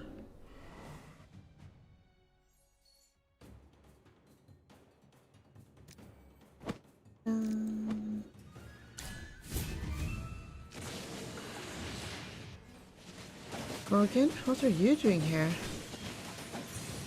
Sorry to disappoint you, but I'm not dead yet.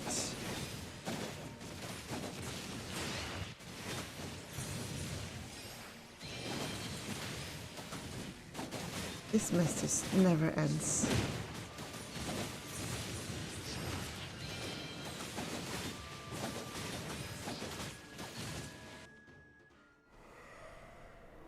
Stop wasting your energy.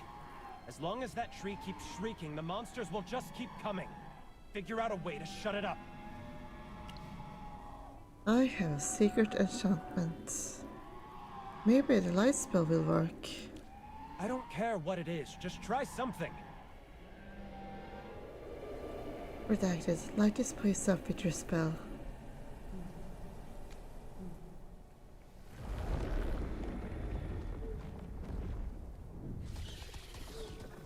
Master. Finally, quiet. I think something fell on the ground. Another tablet. Drawing of a town? Well, the artist wasn't very good. An art critic as well, huh? It's Tuttleton. The town swallowed by darkness that we just came through. The land of golden fields. Looks like this tablet is also part of the mural at the Harvest Altar. I've heard of Tuttleton. So, the Harvest Altar is where the God of Harvest is hiding? So, here's the thing. Forcing the God of Harvest out with light. Interesting. If I actually gave a damn, I'd almost be interested in seeing this ruined altar and the downfall of a fallen god. What about Gala? Isn't she with you? Nope. After the black mist cleared, you were all gone. I was going to find you, but this place has a peculiar power. It was like it was calling to me. So I came here. Figured you'd show up sooner or later.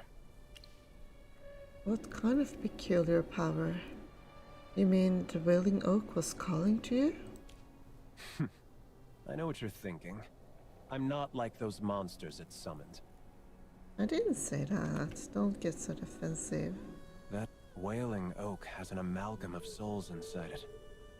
It's like a crucible, with hundreds, maybe thousands of souls all stewing together. A friendly piece of advice. Don't get near it, and definitely don't provoke it. I'm afraid that's not an option. We need a light source to activate the pedestal and drive out the darkness. Sedisim, this puppet, says its master has one, and its master is trapped inside that wailing oak. This puppet... strange. It has no soul, but it speaks. Where did it come from? Light must save Master. Fine. You want to try communicating with that mindless amalgam of souls? You never know until you try. Let's give it a shot now, while it's quiet. Congrats! Fabled Town. A depiction of a town is drawn on the stone tablet, spelled by the Wailing Oak. It seems to be part of the Harvest Altar's mural. Master! Master! Master! Master! Why won't you answer? It's no use. There's more than one soul bound in there, and they've all been crudely stitched together. It'll be nearly impossible to wake your master, even just a part of him. Morgan, with your mastery of necromancy, could you do it? It would be a pain. A huge pain. Even for the second seat on the Arcane Council? I suppose I could try. Citizen, keep calling for your master. I need to wait for the right moment.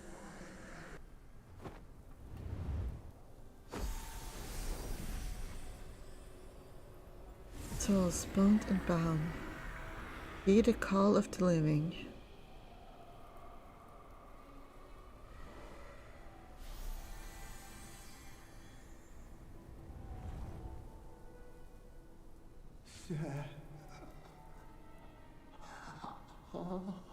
Sedisim. Call him by his true name. Help his soul return. Master's name is Tully.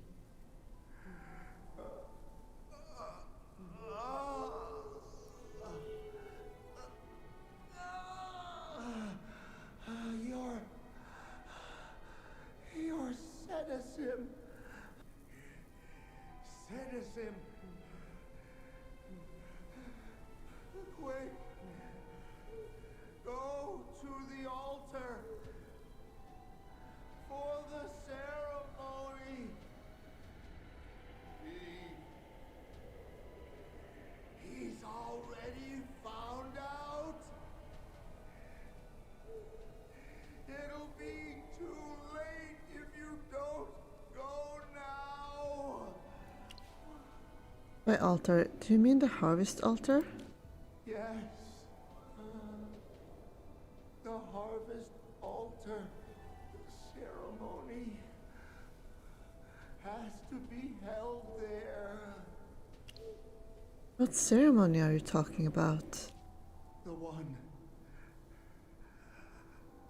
Turtleton was preparing for. But he found out. He already found out. Who is he? Name. Can't say the name. He'll know. We need a light source. Light source. Right. The ceremony needs a light source. Where is the light source? How do we find it? No. I don't recognize you. No. I can't tell you. Citizen! Quick! Go to the altar! Master? Everyone in Tuttleton is dead now. We're the only ones who can help you. If you want this ceremony of yours to happen, you'd better tell us where the light source is. Morgan, how could you be so blunt? Dead. They're dead. Everyone is dead. So, he did find out. There's a key. My house. Only it can open the hidden door to the light source. Good. Keep talking. Where's the door? Inside the heart. The only heart. Wait.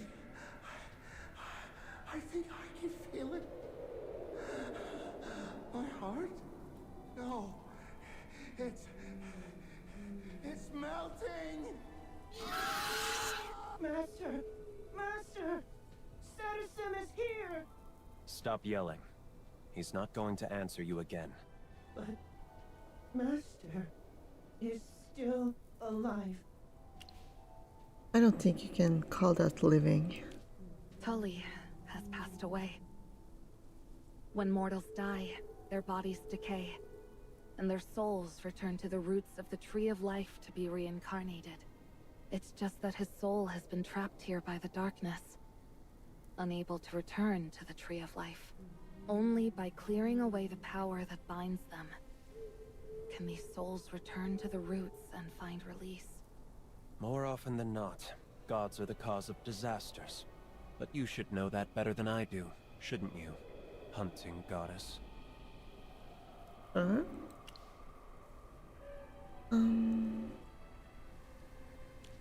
Morgan, stop ranting about the morality of gods. We're lucky to have the hunting goddess on our side. It gives us a better chance of succeeding. According to Tully, there's a key that can open a hidden door to the light source in his house. We should go find it first. Sadism, you must know where Tully's house is. Please take us there. I will take you.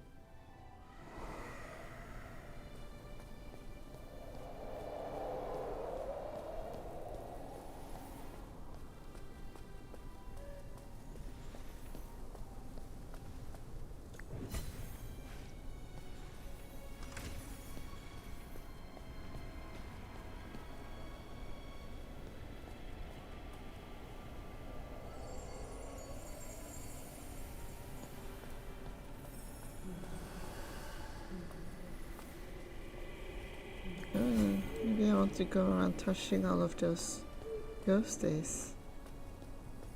Unfinished poem. You are the stars in the night sky. I am the sweet in the fields. You shine up high, I bathe in sunlight. The wheat wants to reach the stars, so wind makes its way all day, star.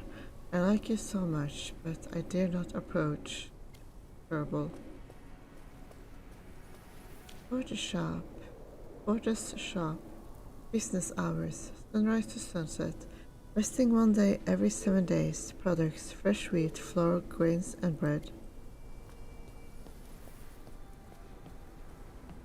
Master's house. This way. Go up.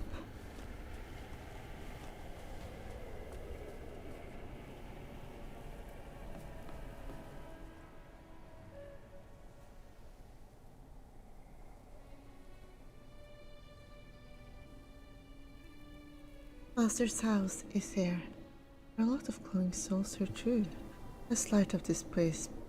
Light this place up before we look for the key. It will be safer that way. Debbie. Debbie.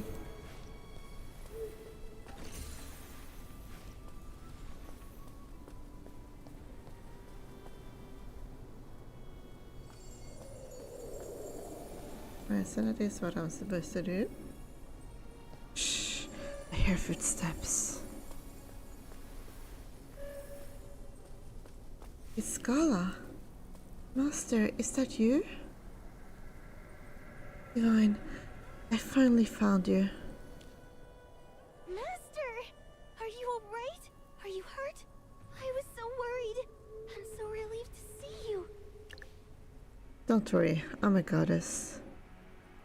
As long as you're okay. Not bad, kiddo. You're still alive too. Little emissary, what's that in your hand? Look, I found this in some ruins. Master, I ran into a lot of monsters when we were separated, but they didn't come near me. It wasn't until much later that I realized they were avoiding this stone tablet at my feet. It felt strange, so I picked it up, thinking I should bring it to you. After that, I saw this place light up in the distance and followed the light all the way here. You take a closer look at the tablet Gala found. Unlike the other two mural fragments, this one just has a few patches of color and doesn't seem to show anything. But the texture and worn edges tell you that it must also be part of the mural at the harvest altar. This is also part of the mural. A mural? I don't understand. There is a gigantic mural at the harvest altar, depicting the people of Tuttleton making an offering of light to the god of harvest.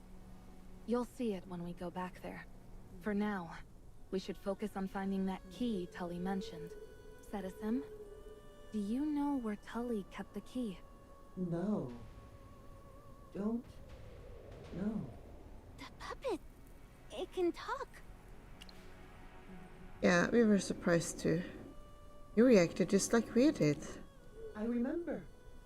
Why? Master told me in my heart to keep safe. An important mission. An important mission? What is it? I don't know. Oh, so the key is part of him then. That makes sense with like the design and everything. Leave the puppet alone. Finding the key is what's important. On grass, you got a tablet mist. Mist-like colors are painted on this stone tablet, found by Gala. It seems to be part of the harvest altar's mural.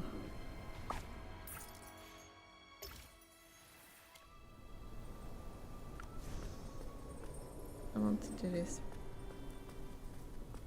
That's the first.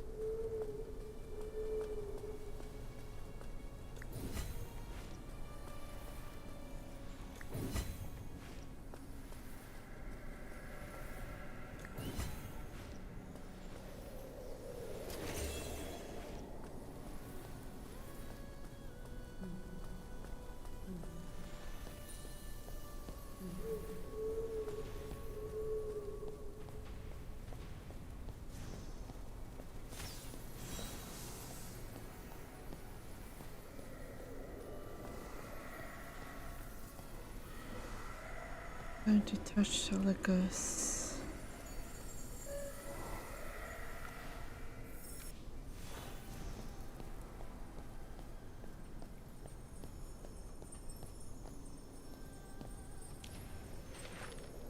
Puppet design draft. This is final. No more changes. If you don't like it, do it yourself. The wooden box is hidden under the middle stone pillar in the northwest. Important. Don't forget.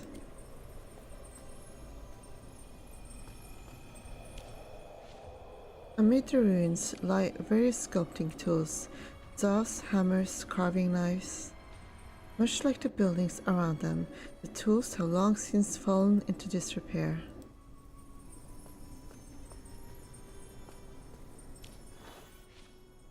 Piles of wooden parts are heaped on the ground, some less decayed than others, and you can still vaguely make out their original shape. Looking at the material, texture and craftsmanship, they're a perfect match for the parts on Cetisim, no doubt. These were used for making puppets. Looks like Tully was a craftsman when he was alive. And Cetizen was his creation. We're not here to pay our respects. Found any clues about that key? His manuscript marks the location of a wooden box. The manuscript says it's hidden under the centermost stone pillar to the northwest. Let's go have a look. Hopefully we can find the light source. Or the key. Cetizen must have been made from the same wood.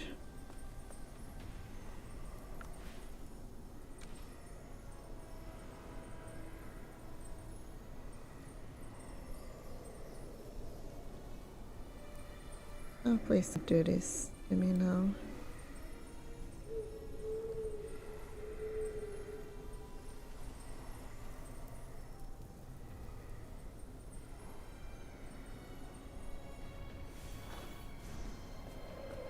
This is a spot from the manuscript, but the pillar is just a pile of rubble now.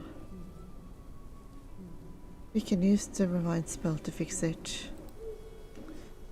Nolan just learned a new spell and it's like, let's just use it everywhere. I guess it's pretty useful for a spell though. The wooden box is right where it said it should be. Oh, fun. Oh.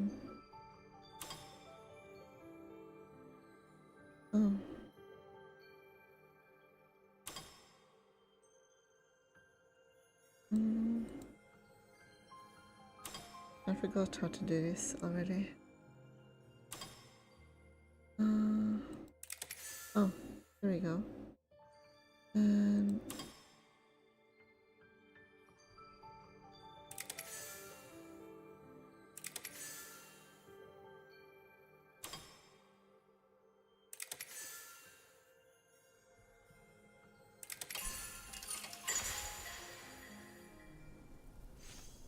a key rests inside a wooden box. The smooth and lustrous feel of the polished brass tells you it was clearly made by Tully. You found the key, but you still don't know which door it opens. We just need to find where Tully hid the light source now. But that's the problem. You don't know where he hid it.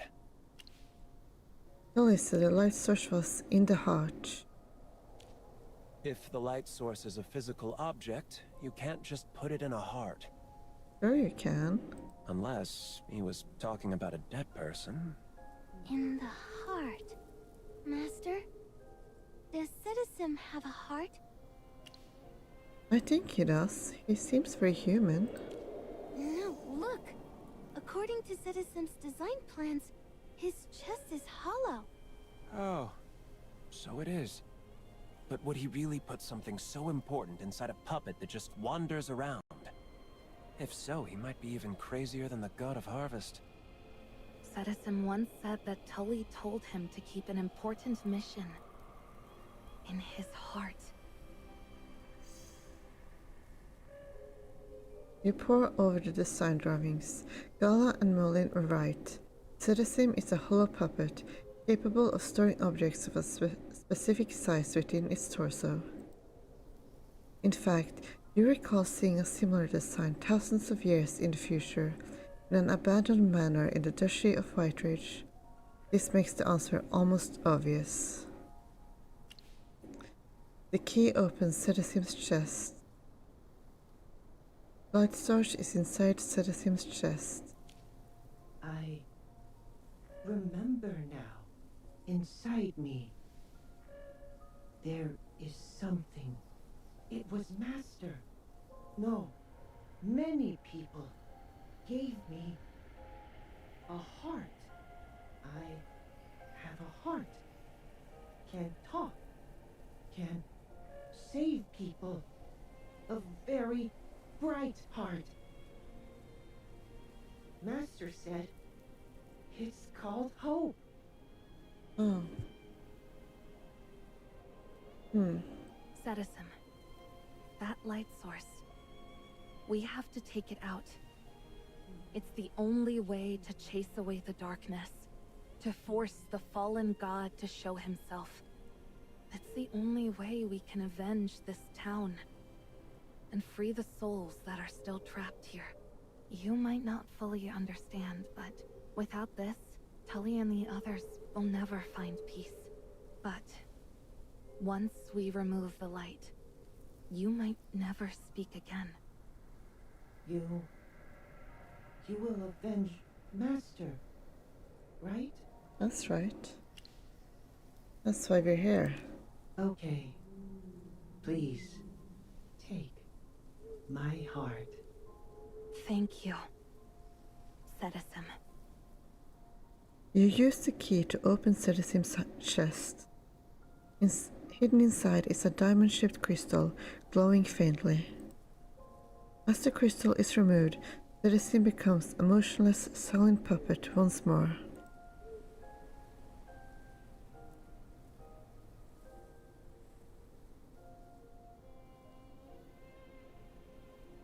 Citizen?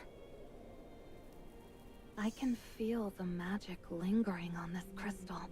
It must have taken generations of priests pouring their magic into this, year after year, to make it shine as bright as the sun.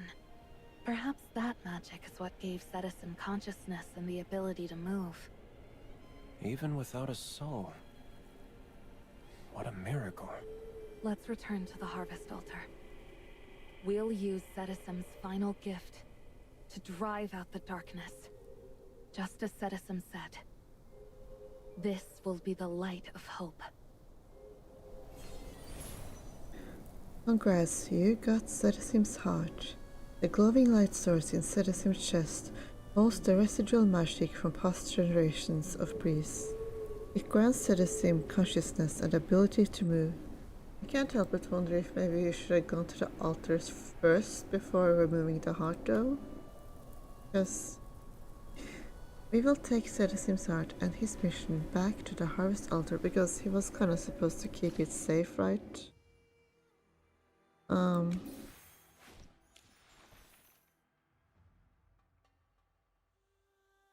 So instead of like just taking it out here, way over here, we could have gone there first. While it was still safe inside of Citizen, but now probably something bad will happen, so yay.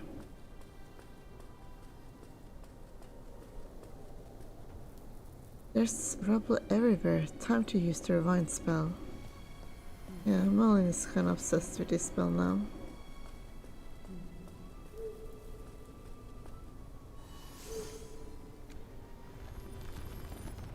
Alright, we can keep moving now.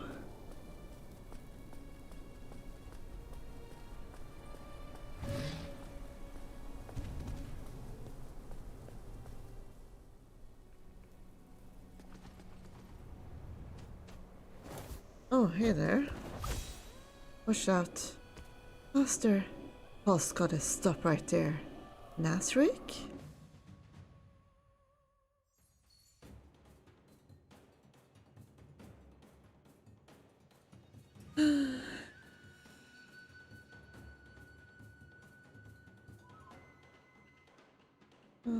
I guess it's fine if this game isn't too good.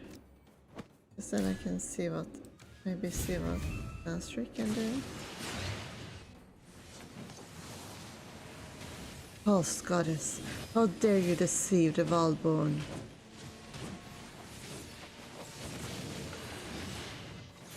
Let's dance under the starlight.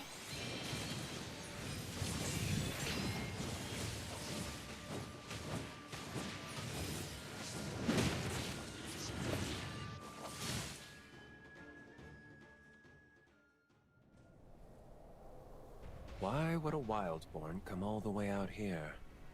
And what's all this about a false goddess? Interesting.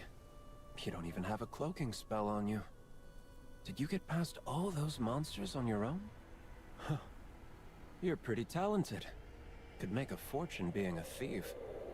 You followers of the God of Harvest. You're despicable. You sent that Halion to pose as our herdmaster and make fools of the Wildborn. Are you trying to destroy us from the inside? Helen? Me? How dare you? I am the true hunting goddess. Nazric, how dare you? How dare you slander my master right to her face! Take back what you said, and beg for the mercy of the Wild Moon before the Herdmaster unleashes her fury! Gala, this imposter isn't the Wild Moon. Don't be fooled by her. I heard everything. That lady mage told her straight to her face, she isn't our goddess. You are no mortal, nor a god. You are a being of miraculous wonder. You possess freedom beyond what mere mortals can comprehend. And even the gods envy you. Snap out of it, Gala. The three of them are deceiving the Wildborn tribe. Have you been following me this whole time? What if I was? I have seen the Herdmaster's divine might with my own eyes, and I knew from the first glance, you are no goddess of mine. How did you catch up to us? Mere darkness is nothing in the face of divinely granted power. So you're the warrior who received the hunting goddess's blessing. I've heard your name before. Sole survivor of the Blood Hunt Festival. Champion of the Wildborn. Faithful servant of the Herdmaster. I never thought anyone could actually survive the hunting goddess's merciless trials. But here you stand. Your courage and tactics are certainly formidable. Seems you know the Wild Moon well. Too bad this imposter's acts are too lame to fool me. Shut up, Nazric. Don't try to force your will on me, false goddess. Gala, you've been by her side this whole time. You must have noticed how different she is from the hunting goddess. She's nothing like the real Herdmaster. Nazric, do not disrespect my master any further. My master is a true goddess. Of this there can be no doubt. She is benevolent and just, yet as fierce as a raging storm against our foes, guiding us towards greatness and uplifting the lives of all Wildborn. Master, Nazric is your chosen champion, yet he disrespects you so. Please punish him. If you won't do it yourself, I'll carry out your orders. Gala! I'm not going to punish him. But we could tape his mouth shut. Are you trying to insult me? Gala, why can't you see the truth? They're Halians. They're looking for a light source to summon the god of harvest. Once the god of harvest descends, Halia will surely strike back, and the Wildborn tribe will face annihilation. Summon a fallen god. Wow, I never knew a tailwagger could be so imaginative. I can see why you'd think our goal is to summon the god of harvest. Since you suspect our motives, why don't you come see for yourself if your theory holds up? Morgan, we need to move fast. Nazric isn't protected by any cloaking magic. Sarathiel could discover our true intentions at any moment.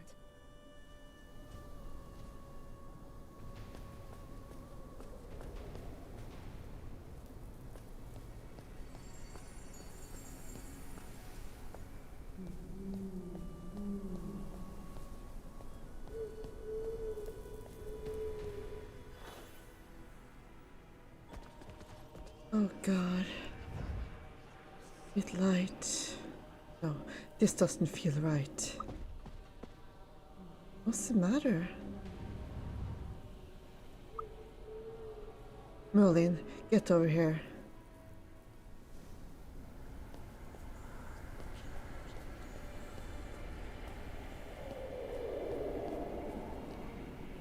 Something's off with this Merle.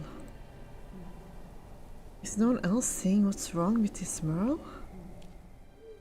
Look at it. A god, shrouded in darkness.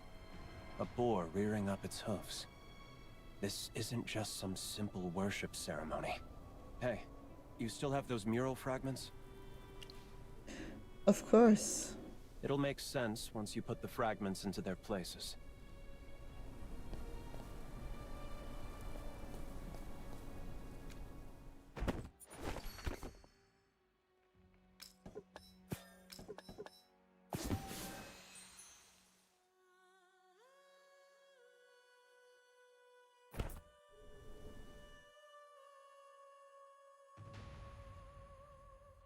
Batteries found. Oh, I'm supposed to. Okay. Just as I expected. This mural isn't depicting a worship ceremony at all. It's describing the ritual steps for banishing a god. So the priest knew about his fall? If that's the case, then everything suddenly makes sense. When Tully was talking to Cetizen, he kept repeating, he found out. Looking back, he must have meant the god of harvest. The people of Tuttleton knew something was wrong with their god. So they tried to use the worship ceremony as a pretense to perform a banishing ritual. That's really surprising, though. Afraid that Sarathiel would learn of their plans, the people could only communicate through these stone tablets. And obviously, their plans failed. The god of harvest discovered what they were up to and just destroyed the entire region with his divine power. What? You really expect me to believe all this nonsense? Why didn't we tape his mouth shut? Believe what you want. Merlin said the mural depicts a banishing ritual. They were trying to banish the god of harvest? They blasphemed against a god. Of course they were bringing disaster upon themselves. Little emissary, do you remember the needle locusts at Meyerhold? After the god of harvest's fall, the skies blackened with locusts. That's when the terrible disasters began. Sarathiel abandoned his people first. The townsfolk were just trying to find a way to survive. Take some time to ponder over this, little emissary. Perhaps one day, you'll learn that the world doesn't run on the rules you were taught. Come. We should place the light source on the pedestal and dispel this endless darkness. Everyone, get ready. I have a feeling the god of harvest will appear once we do this. It's almost time. We must face the fallen god head-on.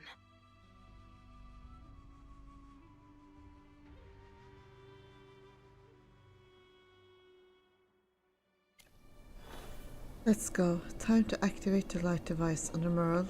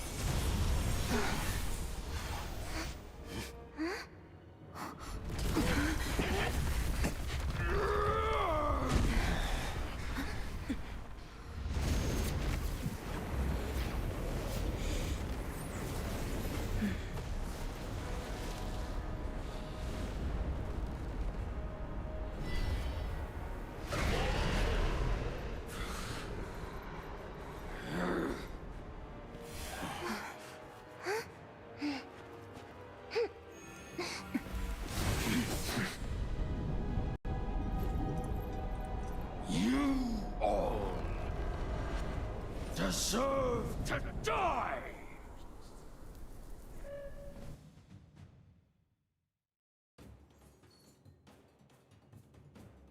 Oh no, he looks interesting.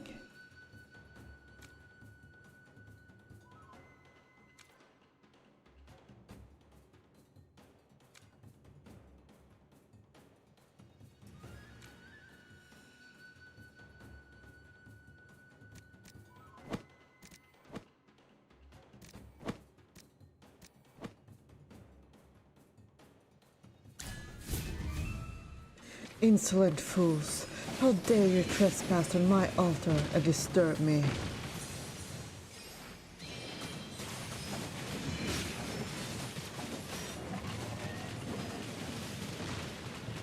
Just like those wretches from Tuffletown, you will die.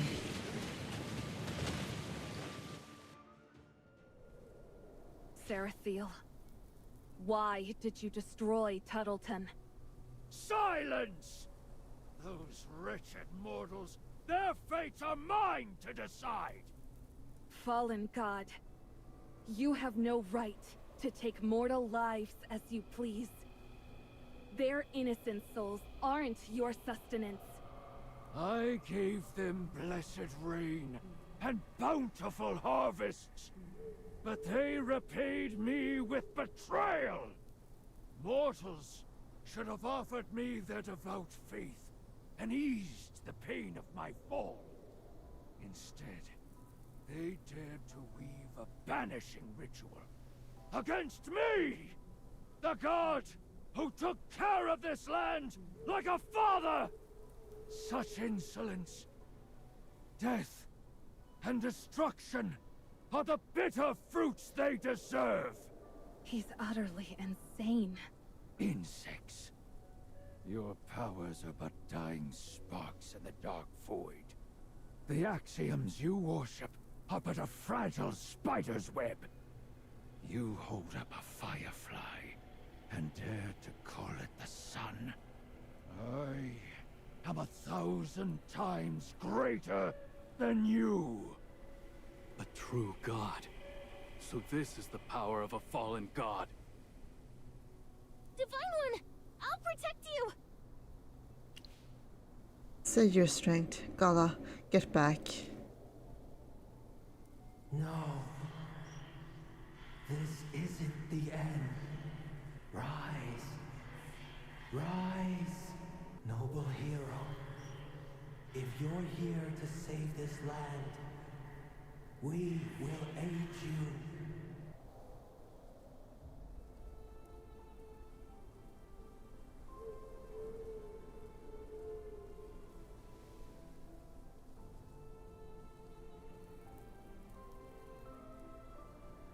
Are these the spirits of the dead? Power.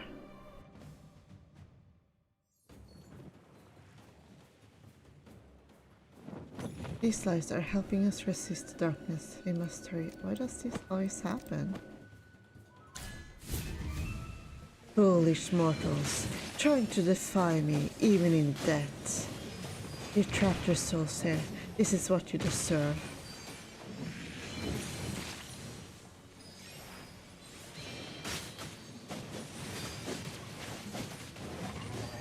He's summoning the black mist again.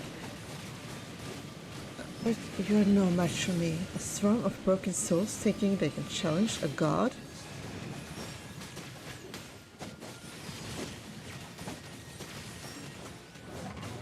Pathetic worms. I'll turn you all to dust.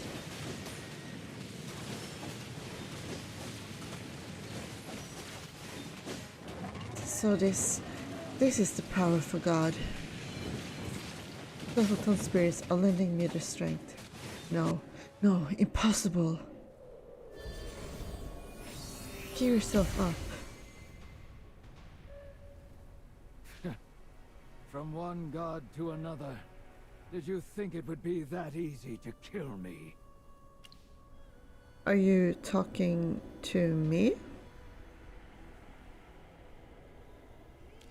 Why don't you keep your nose in your own domain? Don't even think about running! Let's deal with his mount first!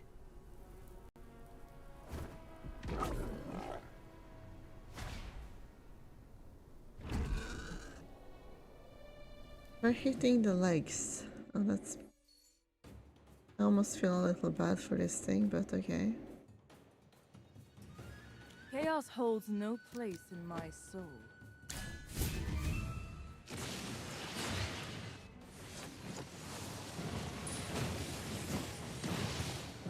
The boar's trying to get away.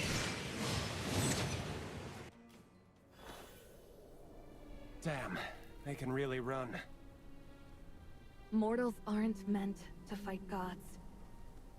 The four of us working together and dealing him a serious blow is already a great victory.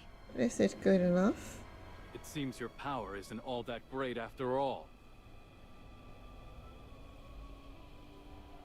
Save the snark for yourself. Wait, when did you wriggle out of those ropes? When the god of harvest struck you, his powers gave me a hand. Then you also heard what the god of harvest said. He said it himself. My master is a goddess. Of course I am. The god of harvest slip up? The god of harvest has long since gone mad. How much can you trust the words of a fallen god? I mean... He's mad, but he has no reason to deceive you.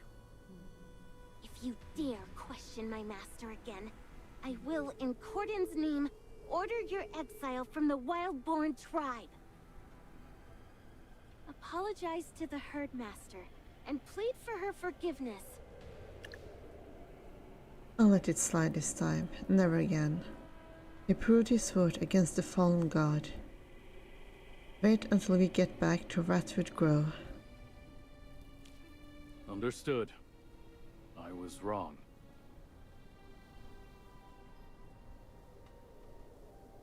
Nasrik hesitates, then bows, keeping his eyes averted from yours so you can't read his thoughts. But what does it matter? He might still have his doubts about you, and clearly he's no devout follower of the hunting goddess. You reach a tacit agreement to keep away from each other's secrets and move on. Sarathiel has fled, and his influence on this land is already fading. Now we can purify this place, free the souls bound by darkness, and let them return to the roots of the Tree of Life to be reborn. The souls trapped in Tuttleton's ruins. They'll finally be free. Hunting goddess, stand with me.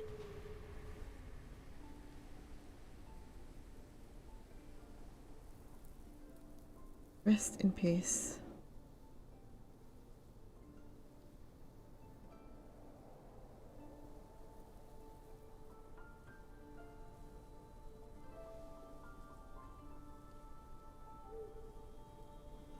The wind isn't howling anymore.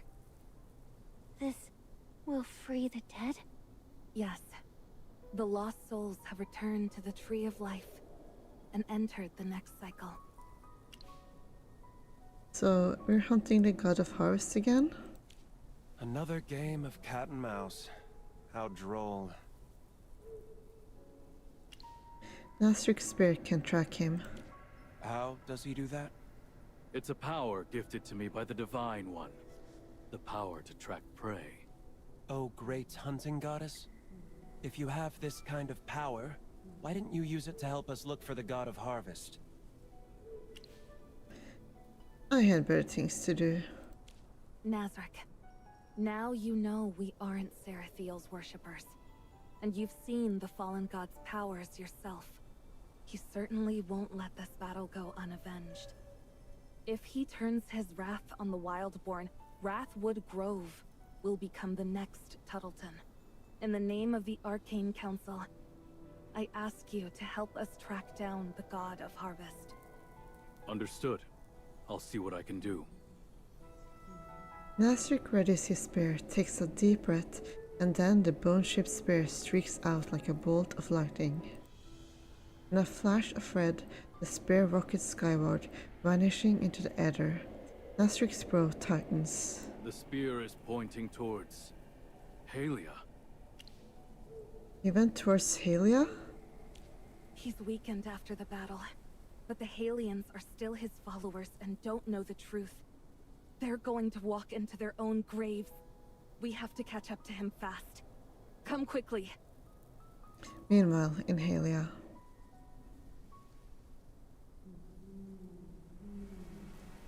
It's time to prove your fate. Go forth, let the rivers... something. Slaughter the savages. Oh no. Quest complete. Darkness rekindled. In the darkness shrouded town of Tuckeltown, you struck a grievous blow against the corrupted god of harvest. He fled to Halia, stirring its people to wage war on the Wildborn once again. We have to get back to Halia, and fast. We can't let Zeratil harm the people there.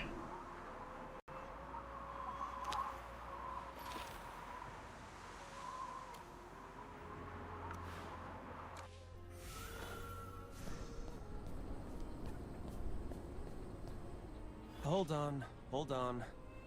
You're just gonna waltz in there without any disguises?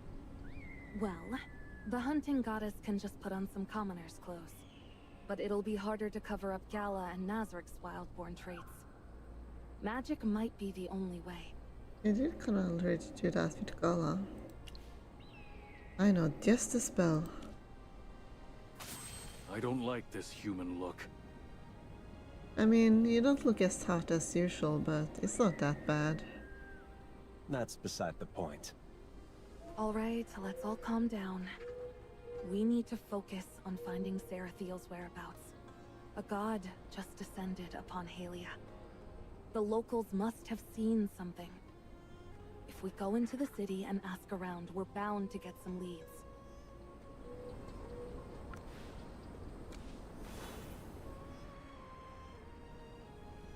Wait, that's an army. Where are they headed? Oh no. I like a shall read a charge. We should fight the savages. Kill them all! Avenge the fallen. They're attacking Rathwood Grove? Who knows? Maybe the young Regulus is looking for a quick victory. Abundius may be the Regulus, but his powers are kept in check by the councilors and various nobles. He can't just do as he pleases, especially after the flood. To mobilize an army when people are this unsettled, he'd need an airtight reason to avoid being accused of sending his people to their deaths. I don't see Perseus. This is a huge military procession, but the general isn't with them? Something's very wrong here. The Halians are definitely up to something. We need to find him. We can't let the Halians get away with whatever they're planning. The god of harvest doesn't seem to be here. He's gone. The connection I had with my tracking spear was cut off the moment I entered Halia. It's quite simple for a god to block your tracking, even if your powers came from the hunting goddess. We need to investigate first. But what about Rathwood Grove? It takes time to move an army. They need to march to Meyerhold first, which is some distance from Halia. The threat to Rathwood Grove isn't imminent. There's no need to be so worried. If it comes down to it, I'll use my teleportation magic to get us back to Rathwood Grove. We still have some time, so we should investigate why this Halian army is even marching out. I have a feeling.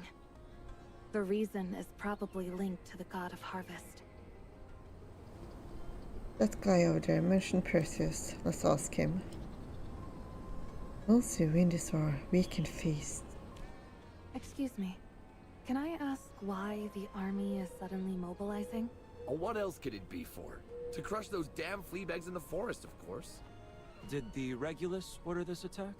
Abundius is just a kid. He's got no say in this. Our god gave a divine order for the attack. What? Too bad you weren't here to see it. Just a while ago, the god of harvest descended upon Halia. His bountiful grace proclaimed that a rival goddess is now our sworn enemy and ordered us to attack those savage wildborn and take their souls. And after he uses their souls to regain his divine powers, Halia will have bountiful harvests, and no one will ever go hungry again. What about General Perseus? He's supposed to be leading the army, but he doesn't seem to be with them. Oh, the general? He left with an elite squad through the North Gate. The North Gate? The army's splitting up? Where does that path lead? I don't know. You have to pass through the Regulus Palace to get to that road. It's not a path just anyone can take. Feeling a sense of urgency, your group quickly retreats to a more private place to discuss what you learned. Cunning aliens. They've split their forces to try and ambush Wrathwood Grove. Nasrik, track Perseus. I can't. I've never seen him before. Only heard of him. You have to have seen him in person? The Divine One should know this better than anyone. Alright, let's try something else. I saw a few Halian soldiers lagging behind earlier. They might know something. Isam, why haven't you left yet? Decim, the general's already left through the north gate. Aren't you heading out with him? You wouldn't get it, Junius. Even I get scared sometimes. Are you really scared?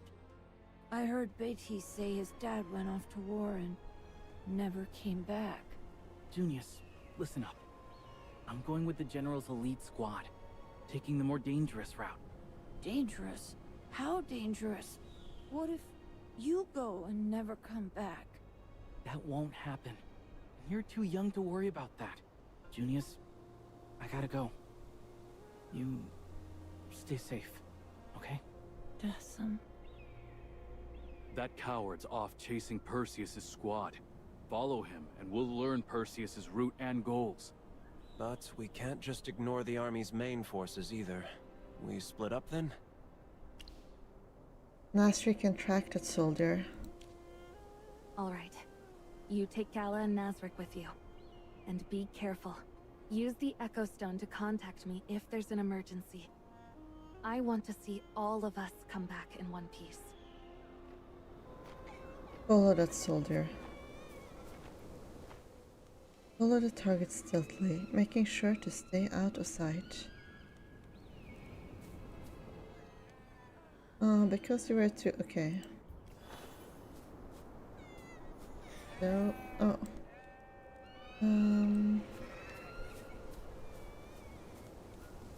I have to stay within the circle, but be careful not to get in the light, I guess.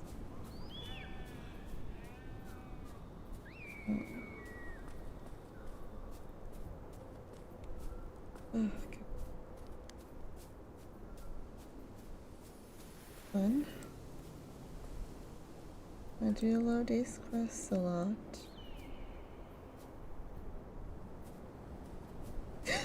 Woo! Fuck, I don't want to start over.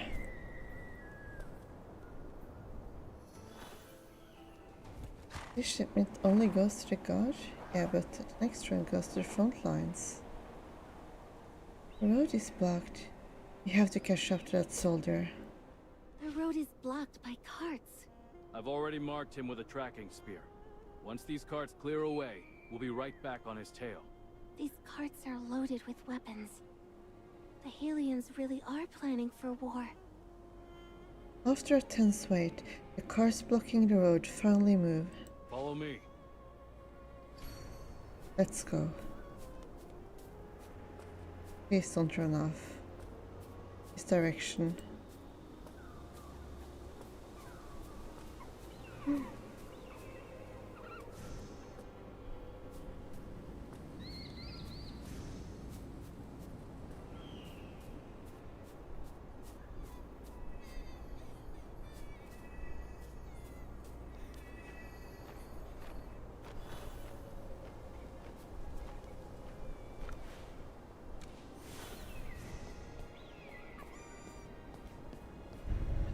Jester.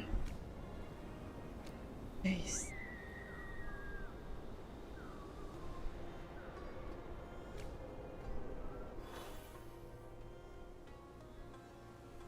Up ahead it looks like... That's the Telthos Rift up ahead. No roads lead off from here. But I don't see any Halians around either. That soldier definitely went this way, and it fits his description of a more dangerous route. But we're still inside Halian territory. What if that whole conversation between the brothers was bait for us? They don't know we overheard them. You're pretty sharp. It's just a habit of mine. But Perseus and his soldiers are gone? Did they cross the rift? We'll have to ask someone who knows. Who? The soldier we were tracking? Yes. I'll go drag him out. Master, I'll look around for other clues.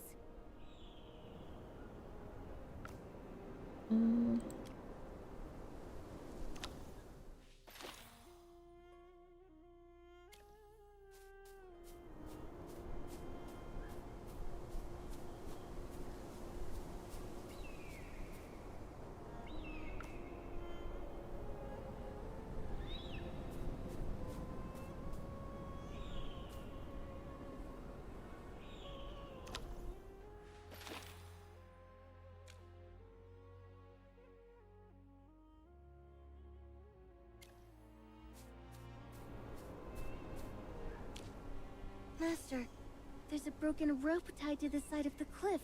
Do you think it has something to do with Perseus's army? Like maybe they used it to slide down into the rift. A single rope can't move entire armies. How would they climb up on the other side? I can't think of any other way. Nezric will know what the rope is used for. He's a very experienced warrior. He's probably caught up with the Halian soldier by now. We should go check.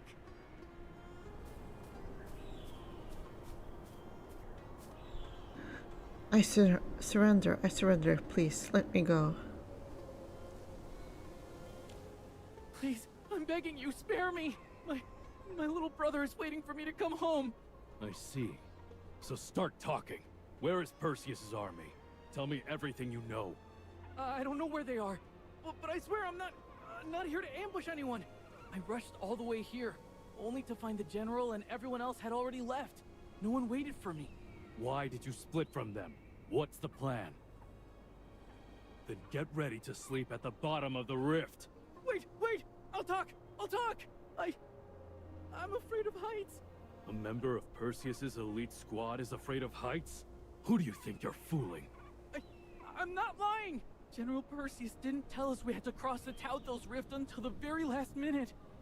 This is the Tauthos Rift we're talking about. One wrong move, and you fall to the bottom and get smashed to pieces. I didn't want my little brother to think I was a coward, so I had to follow them. How did the others get across? Talk. Wait, I'll talk! Don't kill me! They used a rope to slide across. I don't remember the specifics. General Perseus explained it to us, but I was too zoned out. My mind went completely blank the moment I heard the word rift. That doesn't make sense. He's clearly trying to trick us. There are no other clues besides the rope. How should we deal with this one? Free him if he shoots his trap. Let him go. No need to turn a coward into a martyr. Good point. Thank you. Thank you for sparing my life. Martyr. I won't tell anyone I saw you here. Where did you say the rope was? I should check it out. It's right by the cliff. The rope they use is tough, abrasion resistant, and expertly tied. The knot won't come loose easily. It's also made from more than just hemp and tree bark. There's thin metal wires woven in. This is made for marching armies. This could only have been left by Perseus's squad. But how did they cross the rift using just one rope?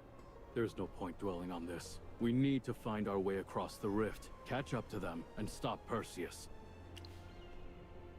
Use the rope as a zip line. We can just teleport there. Teleportation? Just like the magic that Merlin used? With your power, I'm sure you can pull it off even better than Merlin. But the spell needs a clear destination. I don't know. Both sides of the rift look very similar. If Perseus could get across with a rope, so can a Wildborn. Well, I know how to make ropes. If we make the length just right, it could hold the three of us without needing the fancy metal wires Halians use for reinforcement.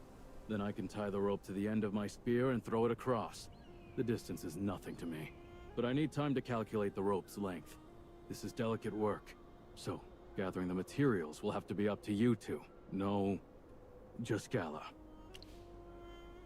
It's faster with two people. Very gracious of you, Divine One. I'll leave it to you and Gala then. I'll need hemp fibers and tree bark. Just those two things, but in large quantities.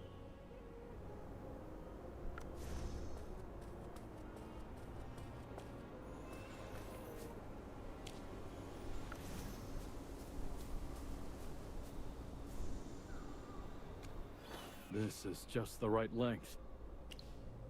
Are you sure? Positive. It's more dangerous to slide across on a loose rope. And besides, we've got you, Divine One. What could go wrong?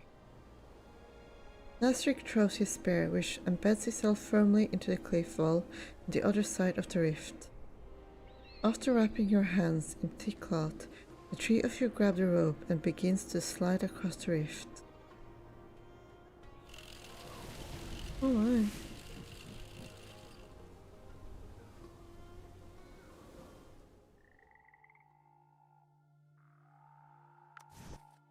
Nasrik, why did you stop all of a sudden? I see a hidden ledge below the cliff, and there's something on it. Give me a second.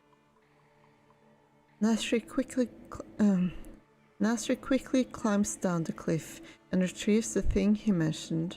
This is the spear I used to track Gorgana. I've told you this before, Divine One. Gorgana frequented Windfang Crag, and I tracked her in secret. The last time I tried to track her, she disappeared along with this very spear. How did it end up at the bottom of the cliff?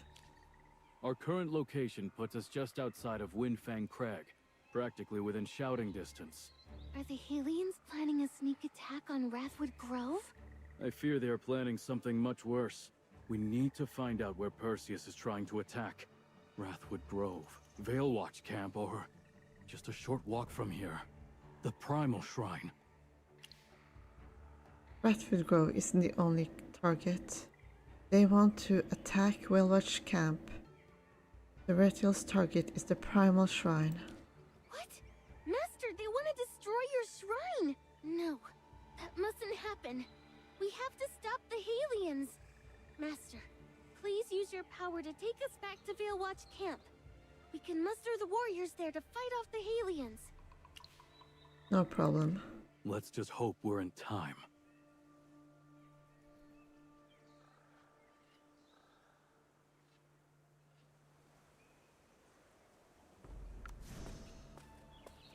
The Herdmaster has returned.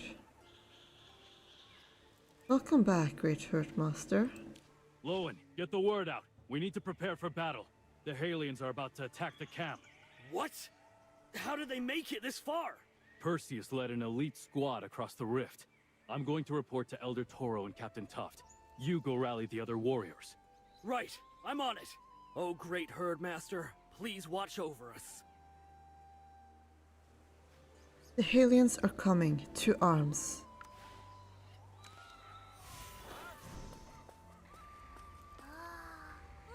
What's going on here? Bay, take your child and leave for Wrathwood Grove. The Hellions have sent armies marching into the forest. A battle is coming. What? No! Moonpaw, my child! She's old enough to serve the tribe! I want to protect everyone too. Give me a break. She's younger than Gala. Protecting yourself is the best way to help. This is a divine order. Move to Wrathwood Grove. Toro will send people to escort you. Fine. I'll take Moonpaw and leave. May the wild moon light your path, Nasrik.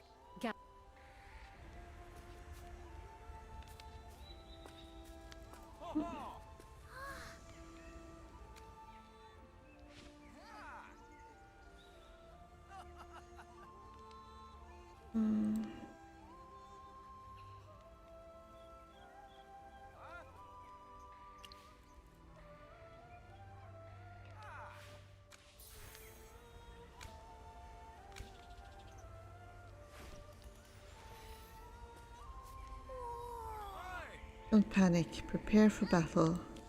Herdmaster, I heard about the Hellions' plot from Lowen. My warriors are building up our defenses and setting traps. We won't let them breach our camp or harm your followers. The god of harvest ordered this attack, so we need to reinforce the shrine's defenses. Have the patrols spotted anything unusual? Not yet. The Halions must still be hiding in the forest. I've sent out our scouts. If we can find them before they attack, we'll have the upper hand. We must protect the people. My warriors will shed every last drop of blood to defend our lands and the honor of the Wild Moon. Now, with the Herdmaster's blessing upon us, our spirits burn brighter than ever. Let the enemy send 10 times the soldiers, and we will still emerge victorious. Our blades have long thirsted for Halion blood. Let them come, for they won't be leaving here alive.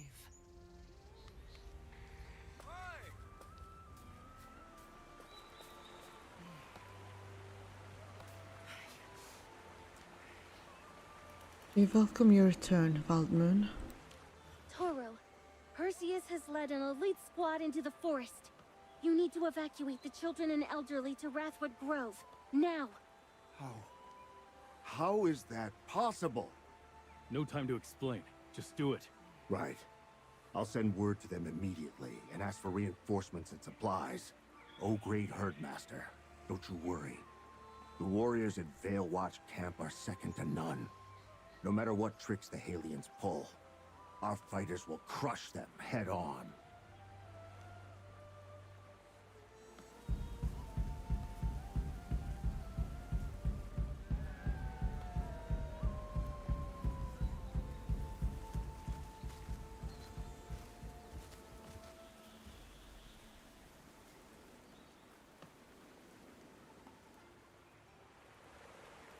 The Halions are here, on guard.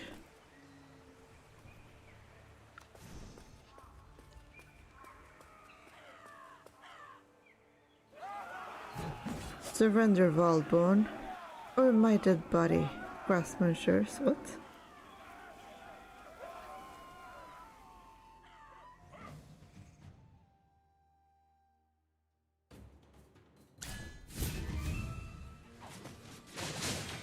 Oh.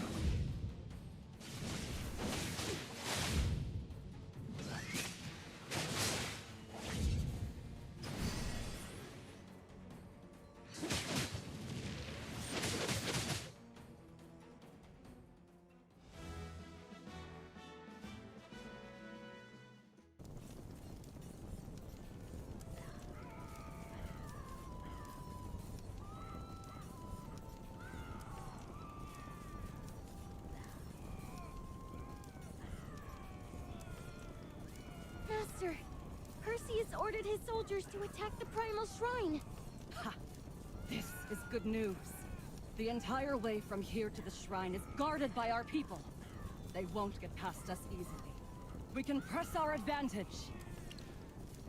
You can stay here and protect Willow's camp. Stand aside, I'll handle this. The great Herdmaster is going to intervene personally? The Herdmaster has spoken. All you need to do is obey her divine will. The Halions are cunning. Stay on guard in case they have another trick up their sleeve. Understood. May your spear stay ever sharp. Herdmaster, I'm surprised you allowed me to follow your footsteps. It's always good to have an extra fighter on hand.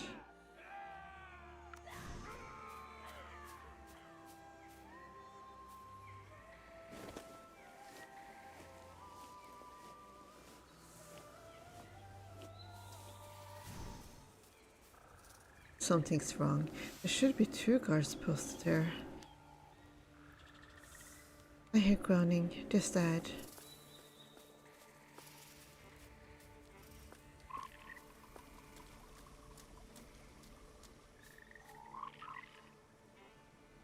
The Halions snuck in here. Nazric, Herdmaster, the Halions snuck into the forest. How many? How long ago? Which way did they go? There were only 4 or 5 at first. They were hiding in the brush, ambushed us when we weren't looking. After they left, we heard the war horns from Vale Watch Camp. Then another group of Halions came through. I barely managed to drag my partner over here and hide. They were moving toward the Primal Shrine. So the Halians ambushed the guards on this path ahead of time. This was all planned. Nesri, is Veilwatch camp all right? Did something happen? The Halians' attack failed. The second group you saw was them retreating. We're in pursuit. Your wounds aren't serious. I've stopped the bleeding. Get back to camp and recover. Looks like the guards along the path won't be able to stop them. We need to get to the shrine.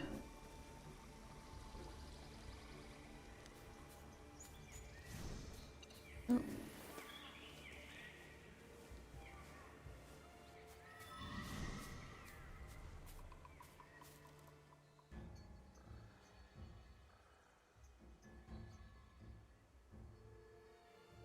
It's a dead end. General, what do we do?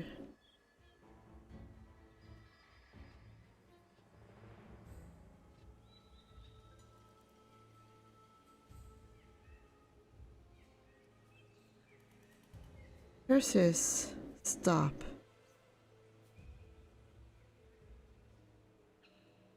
Stop right there, hunting goddess!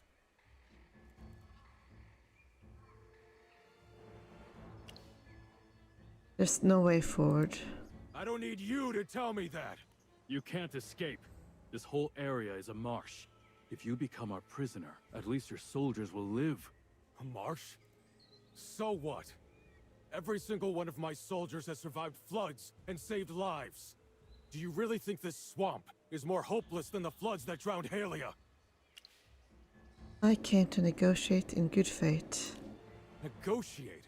About what? The people who died in the storms and the floods? You have no right to speak for them, you bloodthirsty goddess! But many Wildborn died too. Halia started this war. The Wildborn never invaded your lands. The Wildborn who died were innocent. I won't be fooled by you again. I've already paid for that lesson with blood. I've seen you for who you truly are. No, I should have seen it long before the war even started. I can help you survive the famine.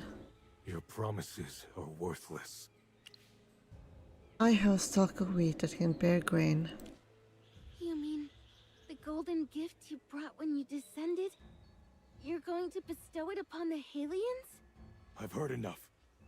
Hunting goddess, you are an enemy of Halia. By the supreme decree of Serathiel, the god of harvest, I will conquer the lands under your charge.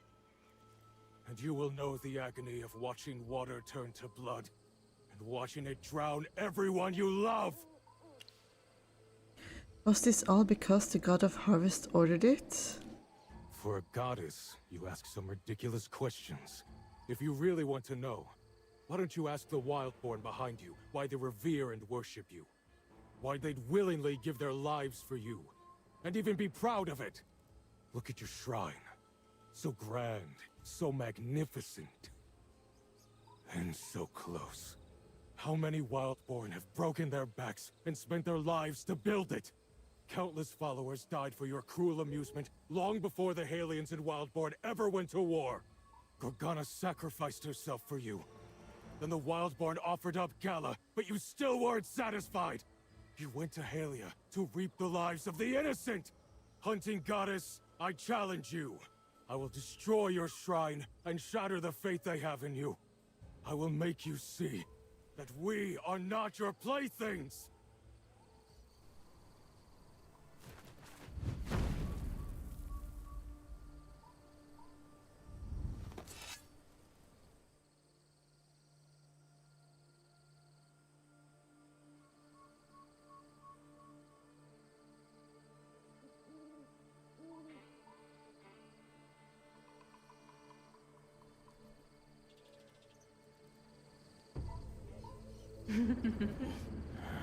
You've come to wake me, Perseus. Huh?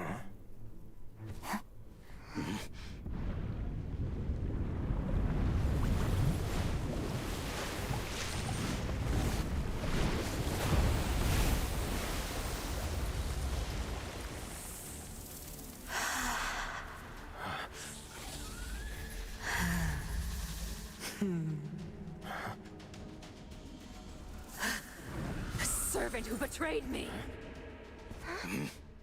And a sinner who dared impersonate a god. You will atone with blood!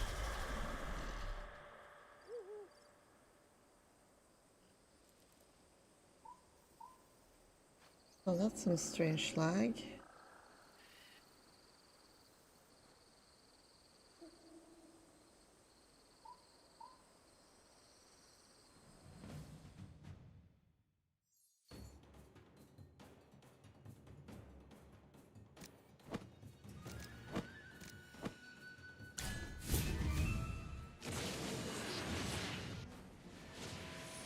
So this is the true power of the hunting goddess. You dare cause chaos while I slumber. Your offenses are beyond forgiveness. Atone with your blood.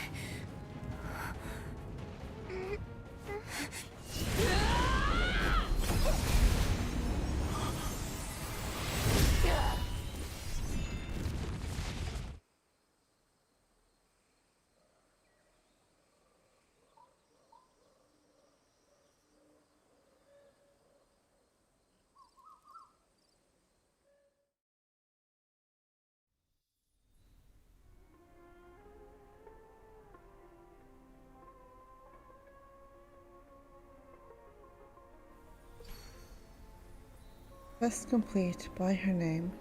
After a failed raid on Village Camp, a furious Perseus attempted to destroy the primal shrine, only to awaken the true hunting goddess.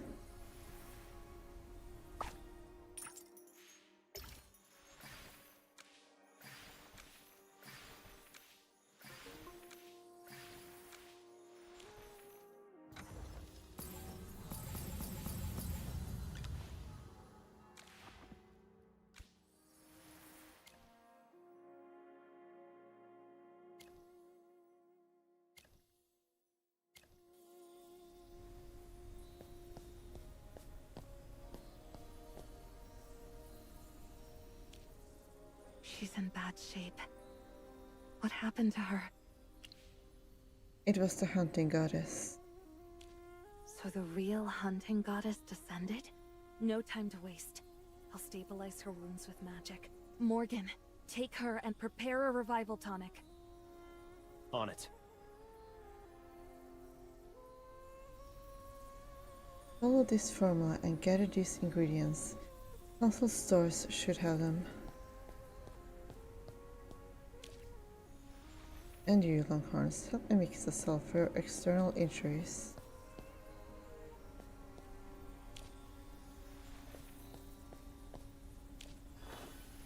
Quickly, you can borrow Merlin's cauldron.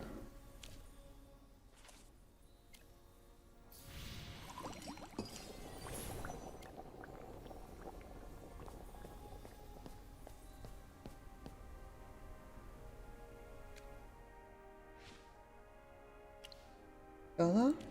She won't wake up yet. The revival tonic is near miraculous. It pulls people back from the brink. But even so, she's drained of magic. You actually fought the hunting goddess directly? Bella stepped in to protect me. I see. Against a goddess, there's no holding back. Her body pushed past its limits, and the cost was everything she had. But don't worry. Her wounds were tended to in time. Now, she just needs to rest. I see. So, False goddess. What exactly is your goal? You pretended to be the herd master, clashed with the god of harvest, courted Halia's favor, then sided with the Wildborn. I don't get it. I have my reasons. Please calm yourself, warrior. This is Glowhaven, neutral ground, untouched by war. As you've guessed, she isn't the hunting goddess, but a member of the Arcane Council. That's what you said the first time you introduced the newbie Merlin. Then you turned around and declared she was the hunting goddess. So who is she, really? And why hide it even from me? I don't trust any of you. Explain. Gordon mistook me for the hunting goddess. And you just let him. You should have denied it outright. Would your people have spared me if I had? No, we wouldn't have. Listen, since she arrived, she's repeatedly fought to protect your people from Halia's attacks. If she truly meant harm, why wait? Why not strike sooner? As head of the Arcane Council, I give you my word. Everything we've done is to end this war. We've pursued peace openly and quietly. Hiding her identity was necessary. Otherwise, your ceremonial blade might have reached her throat, and your warriors wouldn't have survived her magic in return. Is that what you wanted, Nazrek? Do you truly believe in the hunting goddess's bloodlust and meaningless sacrifices? I just want to protect my people. If peace matters to you, then tell me where Halia's army is headed. All right. We were going to tell you anyway, but not here. Gala needs rest, and this chamber should stay quiet. Let's move to the long table. I'll explain everything there. Let's not disturb Gala. The situation on the battlefield is more complex than we expected. To maintain transparency, Morgan and I will share the results of our separate investigations. The main force led by Lieutenant Ligo set up camp after arriving at the Meyerhold base. They didn't engage directly. They just deployed scouting teams into Wrathwood Grove.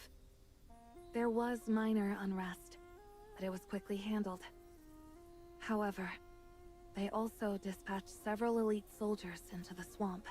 We suspect their goal was either gathering intel or to rendezvous with Perseus. Ah, so Lygos' force was just a smokescreen. The real strike came from Perseus.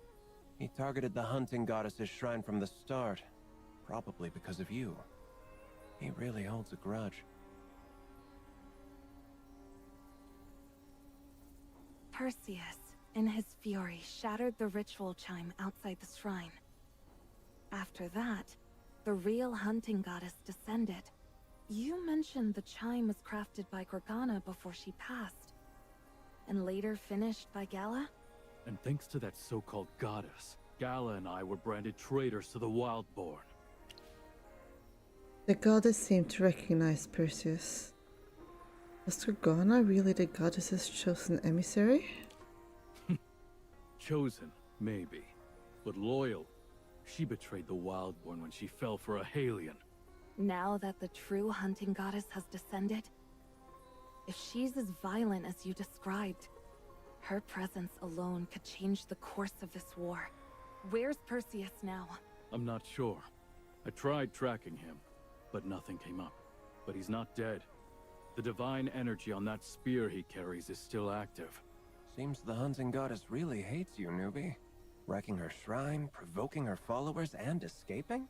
Quite the feat. Perseus. Did he really escape? If she noticed him in her fury, he wouldn't be alive. The hunting goddess takes pleasure in turning her beloved followers into examples during the Blood Hunt Festival. There's no reason she'd spare an enemy. You're grinding your teeth. You don't sound that reverent yourself. Something must have happened. Why don't you tell us? Only fools lay their past bare. Don't worry. Your past isn't even worth a footnote in my journal. Meanwhile, not far from the Arcane Council.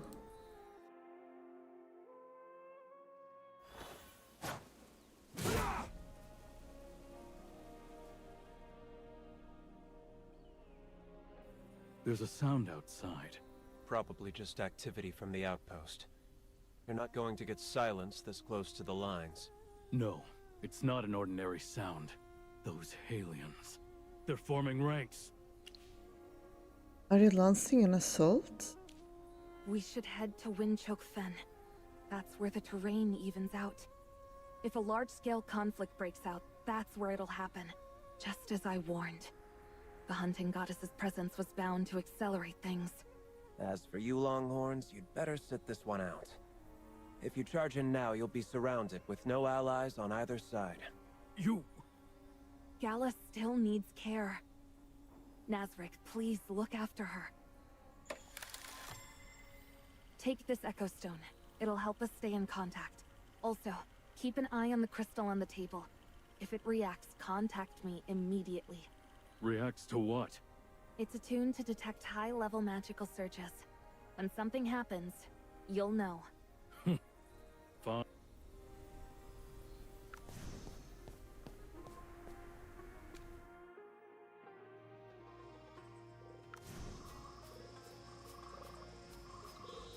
Sounds are definitely coming from the outpost.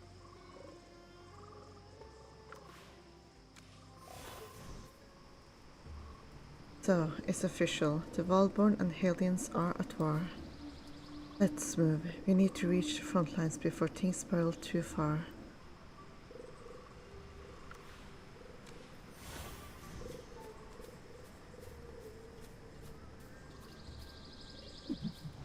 Oh, I can actually attack it already.